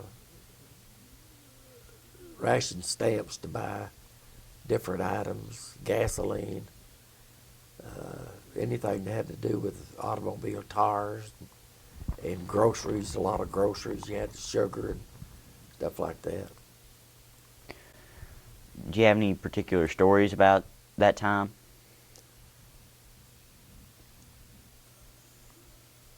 Uh, Really, no. Any particular stories, but no. Do you remember like where you were and when you heard about Pearl Harbor? No, I don't remember where I was at or what the deal was. That was in 1941, was it? Yes. 1941. And I was 8 years old then. What did you do after high school? Well, just odd and end things until I went to work in 19, I believe it was 1953 or 54. I went to work for the international dealership here in Wiener. It was Downing Company at that time.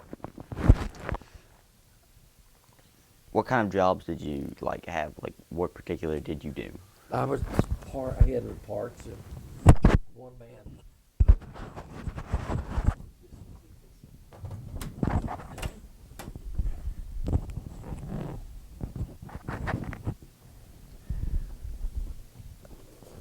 Okay.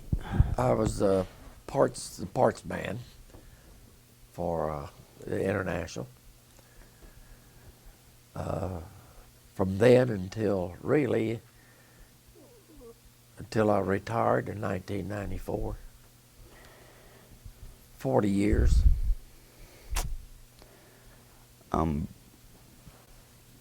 Did you tell me a story about something that happened to you at one of your first jobs?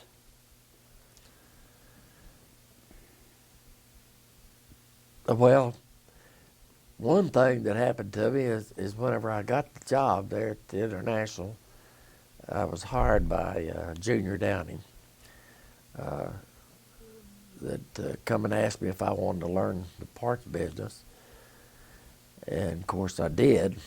And I went to work, and he was going to teach me what's going on, and he stayed with me about a week or so, and then he took off, and I had it by myself. It was either learn it or get out.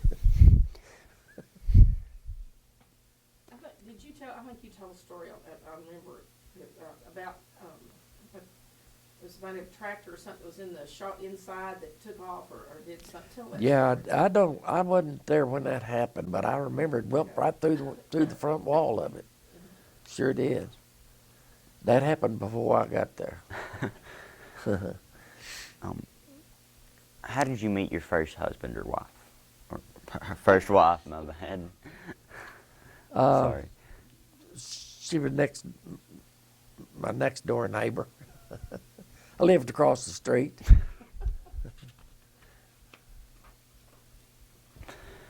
Tell me about something you have that has been passed down through your family that means a lot to you, like an heirloom.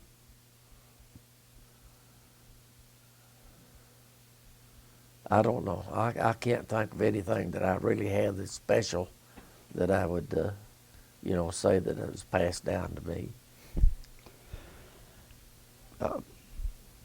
Tell me what you remember about the businesses that were in Wiener when you were young. Oh, I remember D Goods, old D Goods grocery store they had.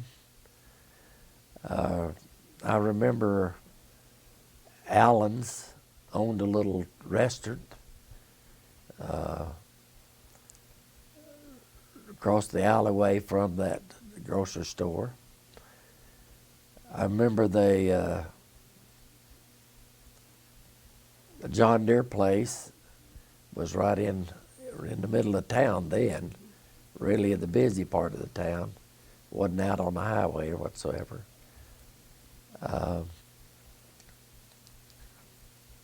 I remember place. I remember the church, the old church building that was in Wiener, where they called a Union Church. Everyone went to church there that lived in the community that went to church. I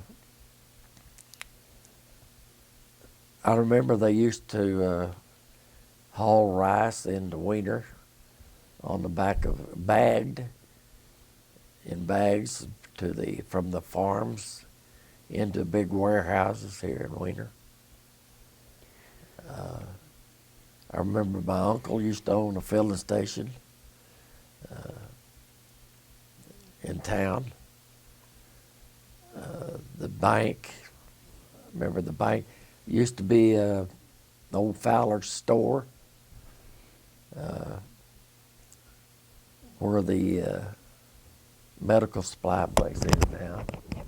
Of course, the international place is right there on that block, little block there, along with the post office, restaurant. Mr. Huber owned the grocery store down on the far end of that street. And I can remember the old hotel they had here in Wiener. Did you ever work at one of the businesses in town other than for international? No, I didn't. Do you have any stories about the people who own the businesses? Like I say, I remember Mr. D. Good that owned that grocery store. Mr. D. Good used to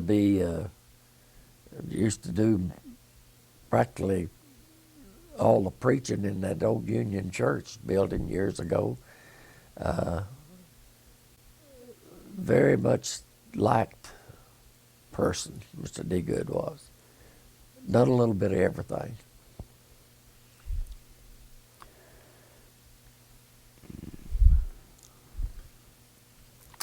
Do you remember, or tell me a story about what you remember about the grocery stores in town?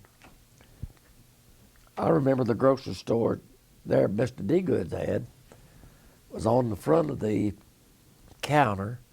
There was these little glass box cases that sat there that had beans and different things in them that displayed what was in that particular part. They had they bought potatoes and stuff like that. Most of the time Please to the office for a moment. was open out on the floor, and they bagged them out of a big bag. Just old general stores most of the Where time. was Mr. D. Good's store? Let's see what's there now. You know where the little beauty shop there is? Yes. Used to be a beauty shop right there. You know where Buster's filling station used to be? In that little building right there. Just across that alleyway, there was a grocery store right there on the corner. That's where Mr. D. Goods was.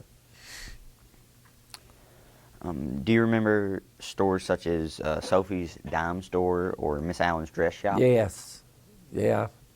Sophie's Five and Dime. That's where all the gossiping ladies stayed on Saturday nights while they're, yeah, they all gathered there and sat around and I guess told their stories for the week. Do you remember Miss Allen's Dress Shop? Yeah, Miss Allen's dress shop coming later on, really. Yeah, I remember it. She was just, but there was places in there. Bryant's used to own kind of a soda fountain deal in there, drugstore type. Before that was a dress shop. And there used to be a cleaners right beside of it. Miss Strickland owned it. What about the places to eat at town? Like, Uh, they had the restaurant, like I say, the Allen's owned a restaurant there. Later on, the McCoys owned the restaurant at the same place. You know, I don't remember any other. I'm sure that there's some more places to eat. Highway Cafe? Well, that was later on. Yeah, the Highway Cafe was later on. It was probably, I don't remember, in the late 40s, probably whenever they first come in there.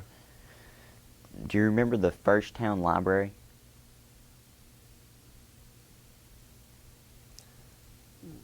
No, I don't, other than the one that they have here now. Do you remember hearing about the Wiener Hotel? Yes, I remember the Wiener Hotel real well. At one time, it was a real popular place because of the railroad that come through, and it used to be, you know, busy place, and then it just kind of went down. As in fact, I remember when it burnt, which was later on. Tell me what you remember about the fear of nuclear war and fallout shelters. What I remember about it.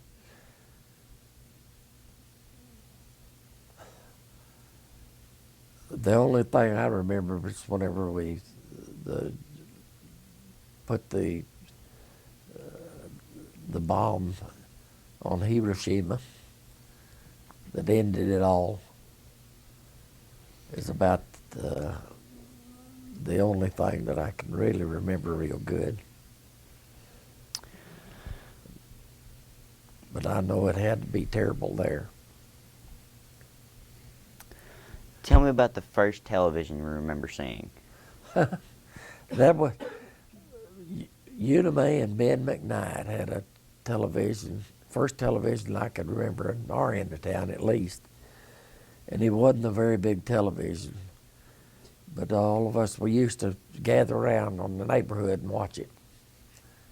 On Monday nights, wrestling.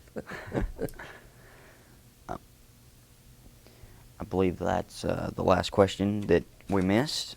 Thank you, Mr. Sammy. Well, you're welcome.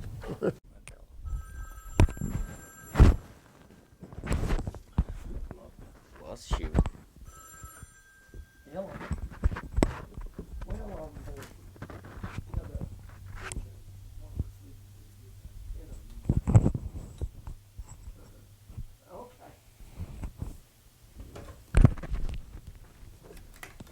The other one. Oh, okay. She didn't hang up on you though. No, I don't call her. But you know, Nice. that question about, was there any kids you didn't like? You remember the one he asked you, was there any? Yeah. Mama's list was this long. Was it? Lord have mercy. No, I didn't that many kids that I didn't like. Okay, you got any question? Hang on. We were on the Legion hunt, I think. Okay, yeah, that's right. They moved it down on the corner down there toward Robert's Rice Mill. And that's whenever they had it there when they had the movies in it. That I best I remember. And then they moved it where it was when they tore it down. Did you go there often? No, other just the movies when they had movies there. Years ago, they used to have Boy Scouts in the Legion Hut too, and I was in the Boy Scouts, and also was a Scout master there one time in the Legion Hut. Who taught you how to drive? And, how did it go? Well, I guess I just taught myself. I drove my daddy's old truck when I, first learned to drive, period. I just take off in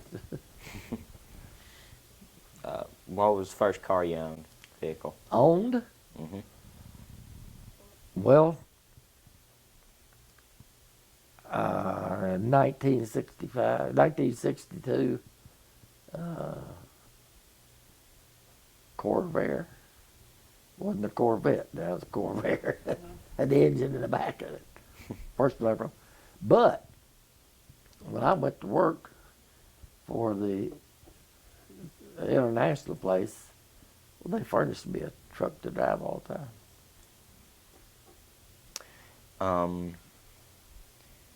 Uh, Tell me about someone who like looked up to you as a role model. how you Oh, looked up. oh, yeah. Tell me about someone you admired or looked up to. Chester Sidney. Um, And another dude that is not too familiar here in town, Vernon Downing Jr.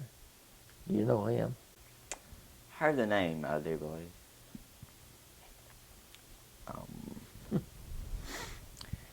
What was your most vivid memory of World War II?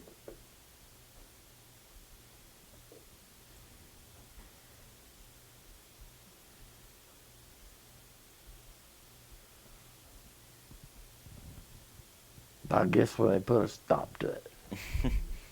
The most vivid memory. Of course, there were several others when it started and when it stopped. But the stopping of it. Tell me a story about something you associate with that time. Like,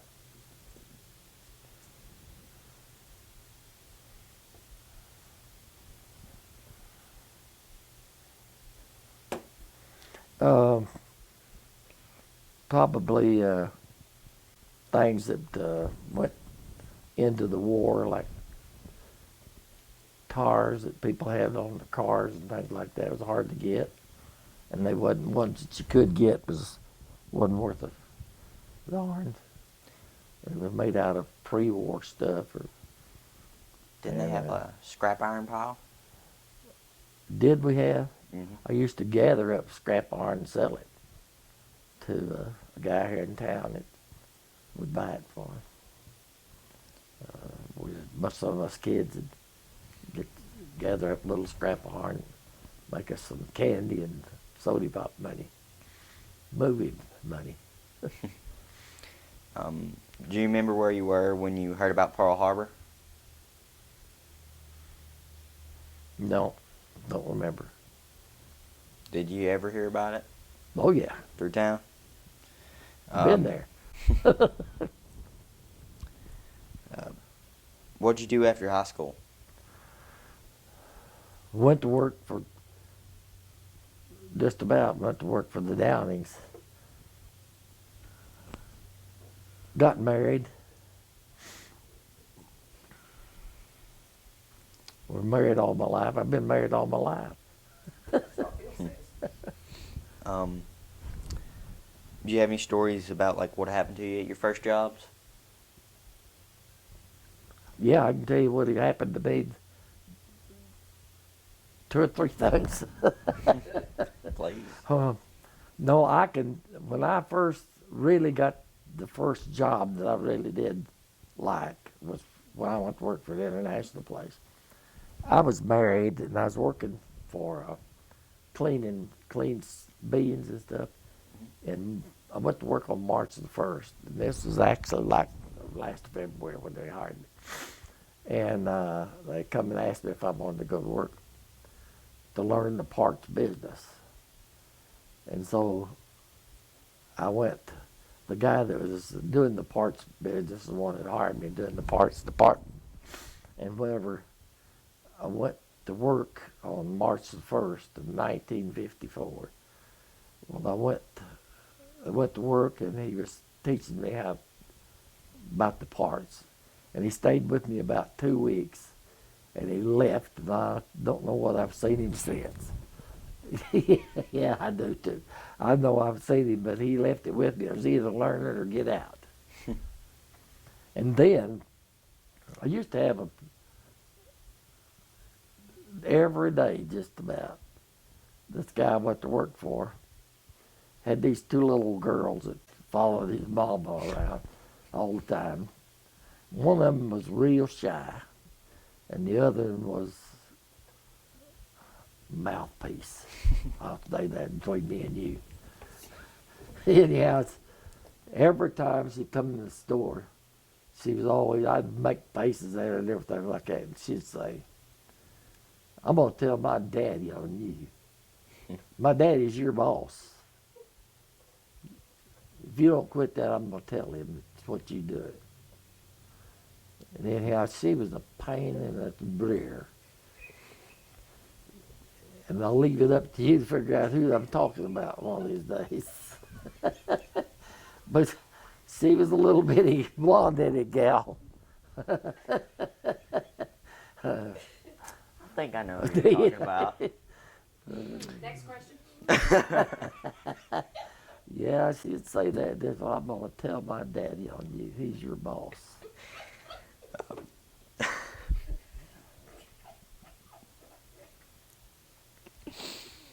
And her sister just as shy, wouldn't say a word. She just hang back over the. How'd you meet your first wife? She lived next door to me. Know it? Yeah, So you've known her, or you knew her for yeah. since you were Kid. itty bitty. Kids, middle age.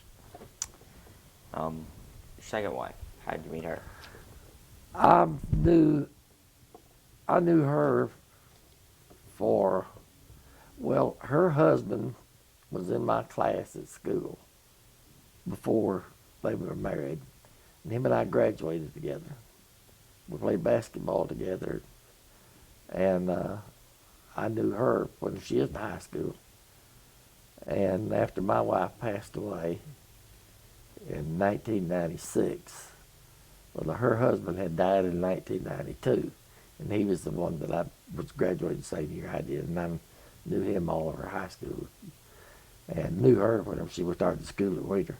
Mm-hmm. And we just more or less got together. She went to church where I go to church, and we wound up both of us single.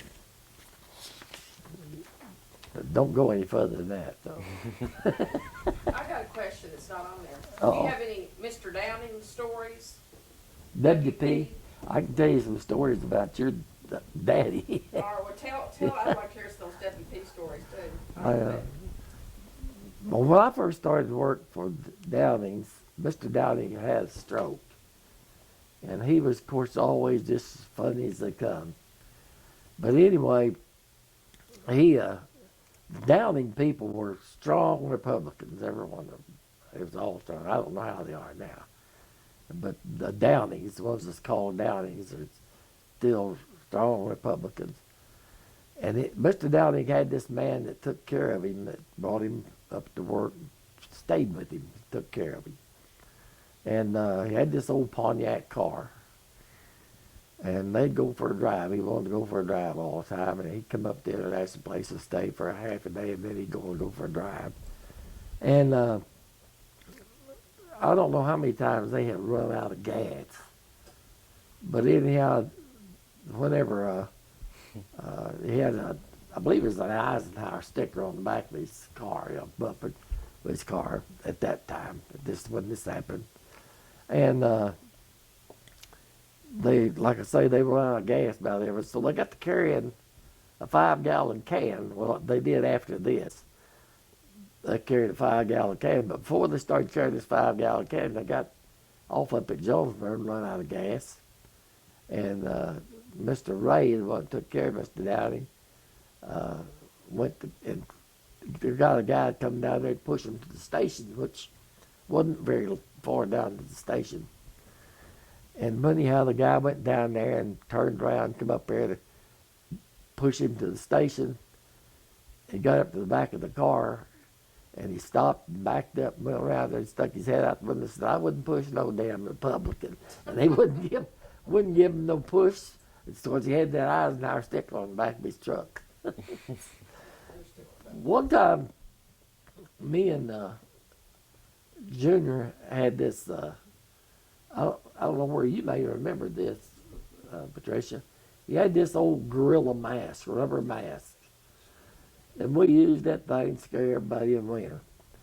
Late one evening, every evening, here come these two little colored boys, and they're always wanting a nickel for a coat. That back then it was about a nickel or a dime. Anyway, Junior and I was the only one there at then, and they had these offices back there. It's fairly dark and back in these offices. They had some lights in it.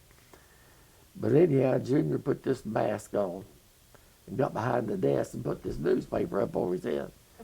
And these two little colored boys come by there, and they wanted something to drink. And I said, well, that guy right there in the office has got the money to buy you something to drink if you go in there and ask him. Well, they went in there to ask him. And I said, go in there, go walk up here to the desk and ask him. So they walked up to the desk, and they did. He set the paper down and he had that mask on. And I thought them two little colored boys was going to make the wall on the other side of the building and tear it down. Because tell you, they took off. But he was constantly doing something crazy like that. I never will forget him putting Eisenhower stickers on Rich Espy's car. Every time Rich Espy would turn around, Junior would put a sticker on it. And Rich would get mad and he'd tear it off. And while he was wadding it up and throwing it in the waste paper basket, Junior was putting another on the back of his car. He aggravated Rich to death. Oh, man. But the funniest thing, I don't know whether Patricia knows this or not. Junior and I, about 2 or 3 or 4 years ago, our preacher's mother passed away. And they lived in Covington, Tennessee. And Junior and I was going to go to the funeral, or go to the visitation. So he said, do you know where that's at? And I said, yeah, I know where it's at. So I asked somebody if they knew what the name of the funeral home was in Collierville. And they said, no, they don't. I said, well, I can find it. I know where the one's at there in Collierville. So we took off to Memphis, or to Collierville is where we headed. So we went over there and we drove down to the funeral home, and there wasn't a car one at that funeral home. So we messed around. I went up to the door and it's closed. So I said, let's go back down to Walmart and I'll call somebody. Big supercenter down there. So I got a hold of a guy and he got me a phone book. And so I looked and looked and he looked and looked. This guy was in there. Couldn't find no Burgesses nowhere in Collierville. Well, I got on the cell phone and called J.B. Huber. And we was in the wrong town. We was in Collierville and it was in Covington, Tennessee. So we decided we'd go over to Covington, which is on the other side of Millington. So we started back through Memphis. I said, well, I'm just going to go around, or go right straight through here. I said, I'm not going to go all the way around there. So we got down there, and the first thing you know, we got lost. I said we got lost. We went by this one place. We kept passing. I told Junior, I said, you know how many of those, it seemed to me like it was a Shawnees or something similar to that. I said, boy, there sure are a lot of those Shawnee things around here. And we got to noticing I was passing the same mill all the time. So, but anyhow, we got straightened out. We got over there to the funeral home. But him and I has had quite a few of those scrapes together like that, off to the wrong place. But we had a good time.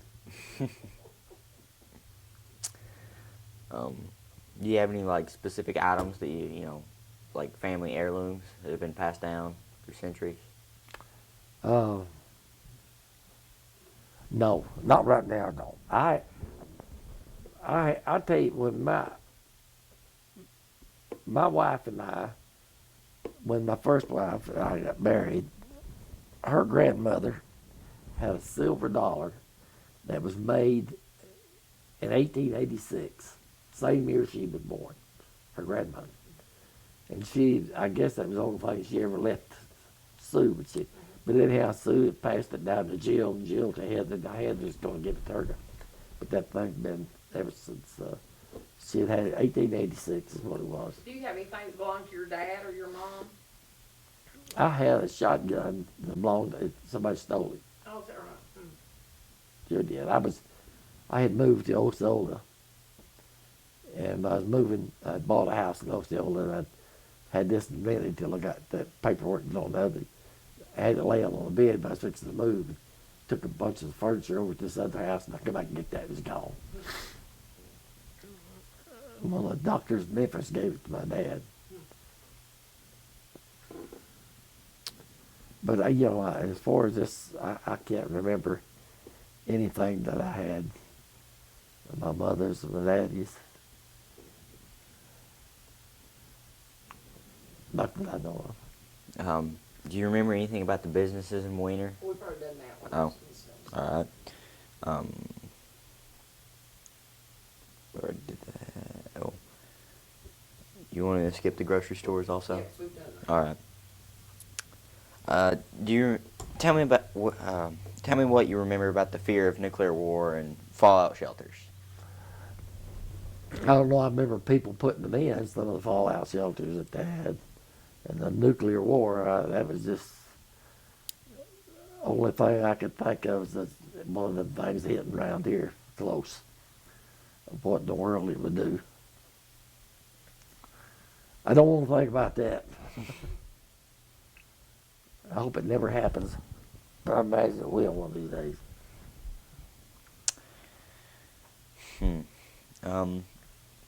First television you ever saw? I think that's Oh yeah, yeah. the 10-inch Yeah. screen.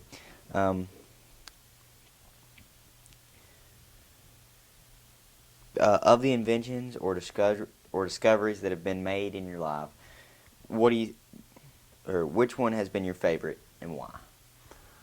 Well, there ain't no doubt about that. That'd be the light bulb. Goodness gracious. With that, man alive, that has had to be the best thing it ever did. That to burn these coal oil lamps. Mm-hmm. I'm gonna see why everybody didn't go blind back in those days.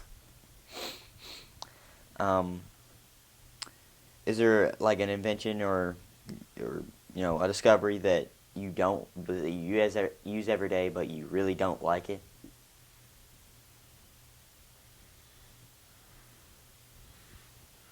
Not that I know of. I don't know of anything. Nothing. That I can think of. You can think of. Other than World War II, what has been the biggest world event in your lifetime? Oh, Like so important that you remember where you were when it happened. I can't think of right now, for some reason. A big event. A big something in the world that's happened Like that's been just- really a big deal other than World War II. Just take your time to think about it. Something when you heard about it, you thought was really It'd have to be the in New York, whatever Yeah. the towers. Twin Towers. Twin Towers.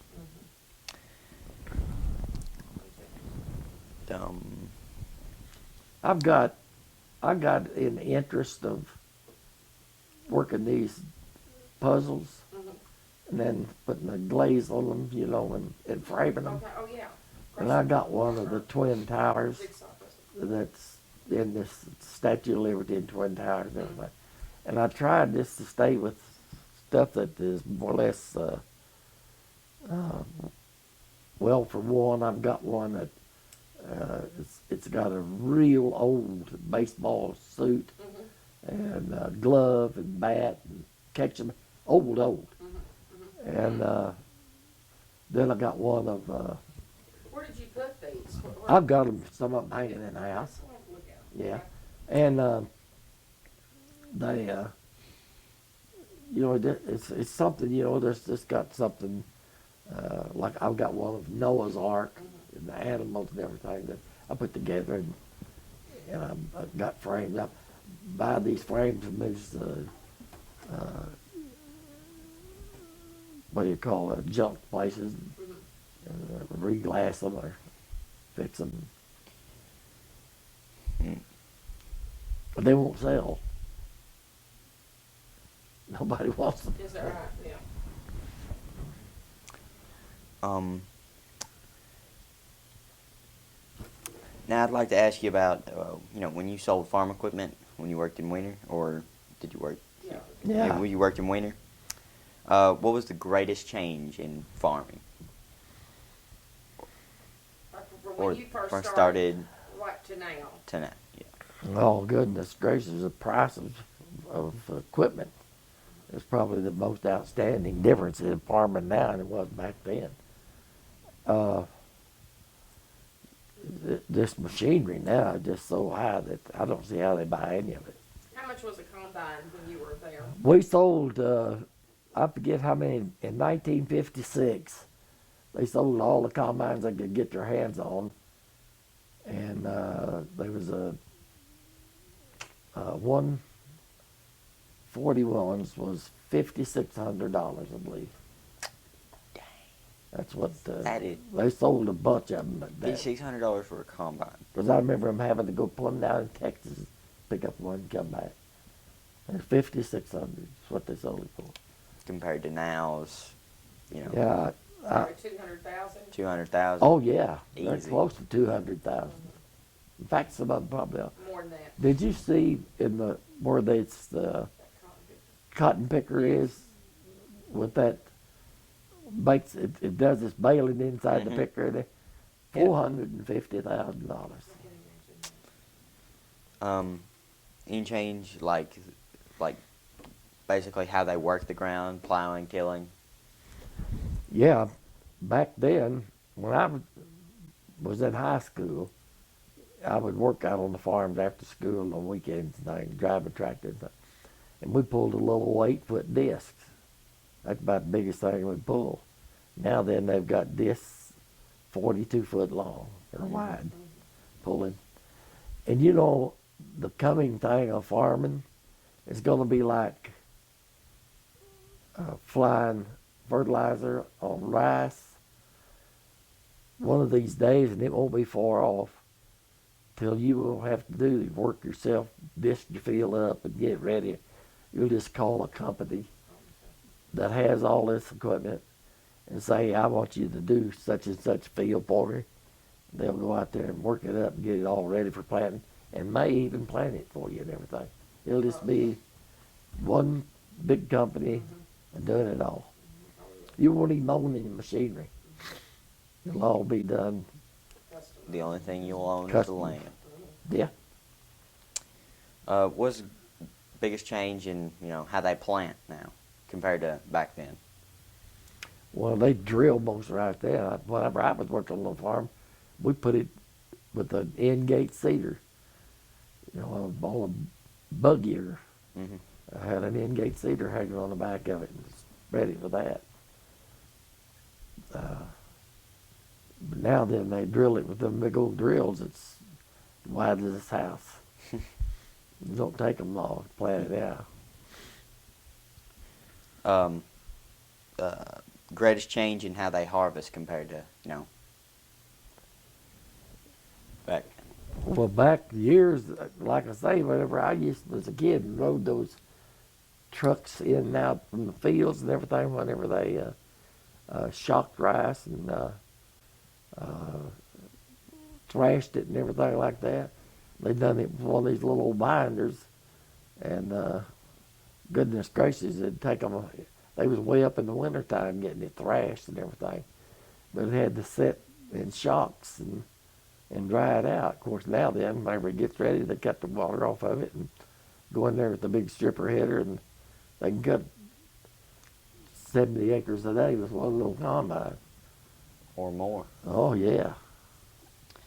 What about tractor-wise? Like, how have they improved over Tractors.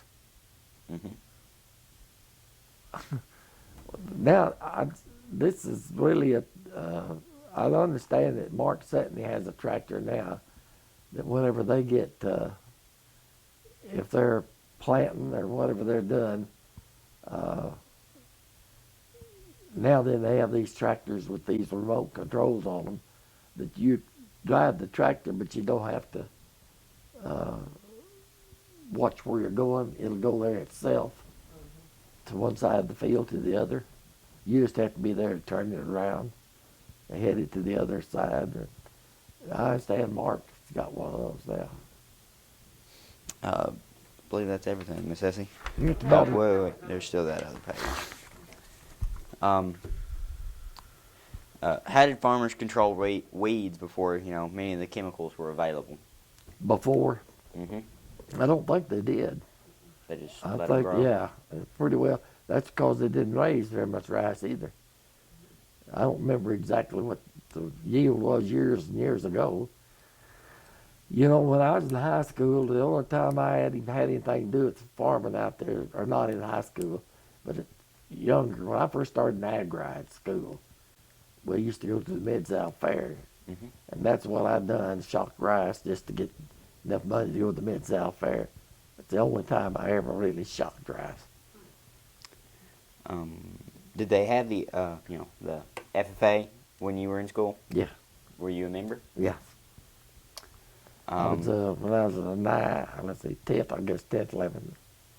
I wasn't in the 12th grade. What'd you do as a member? I just, had FFA. Uh, But I like the shop work and stuff they Ah. had.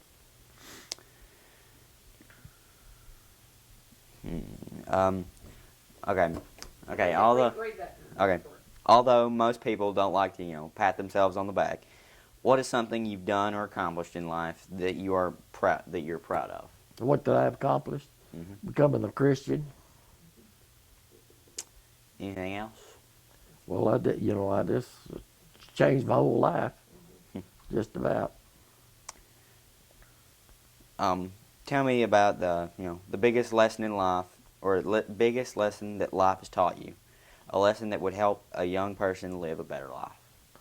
Well, I got this, my son told me about this. If you want your wagon pulled, you better pull it yourself, because nobody else is going to pull it for you. So if you go do anything in life as a young person, you need to start in yourself, because nobody else is going to start it for you. You have to get it started. Thank you, Mr. Sam. Well, thank you. All right, unhooking.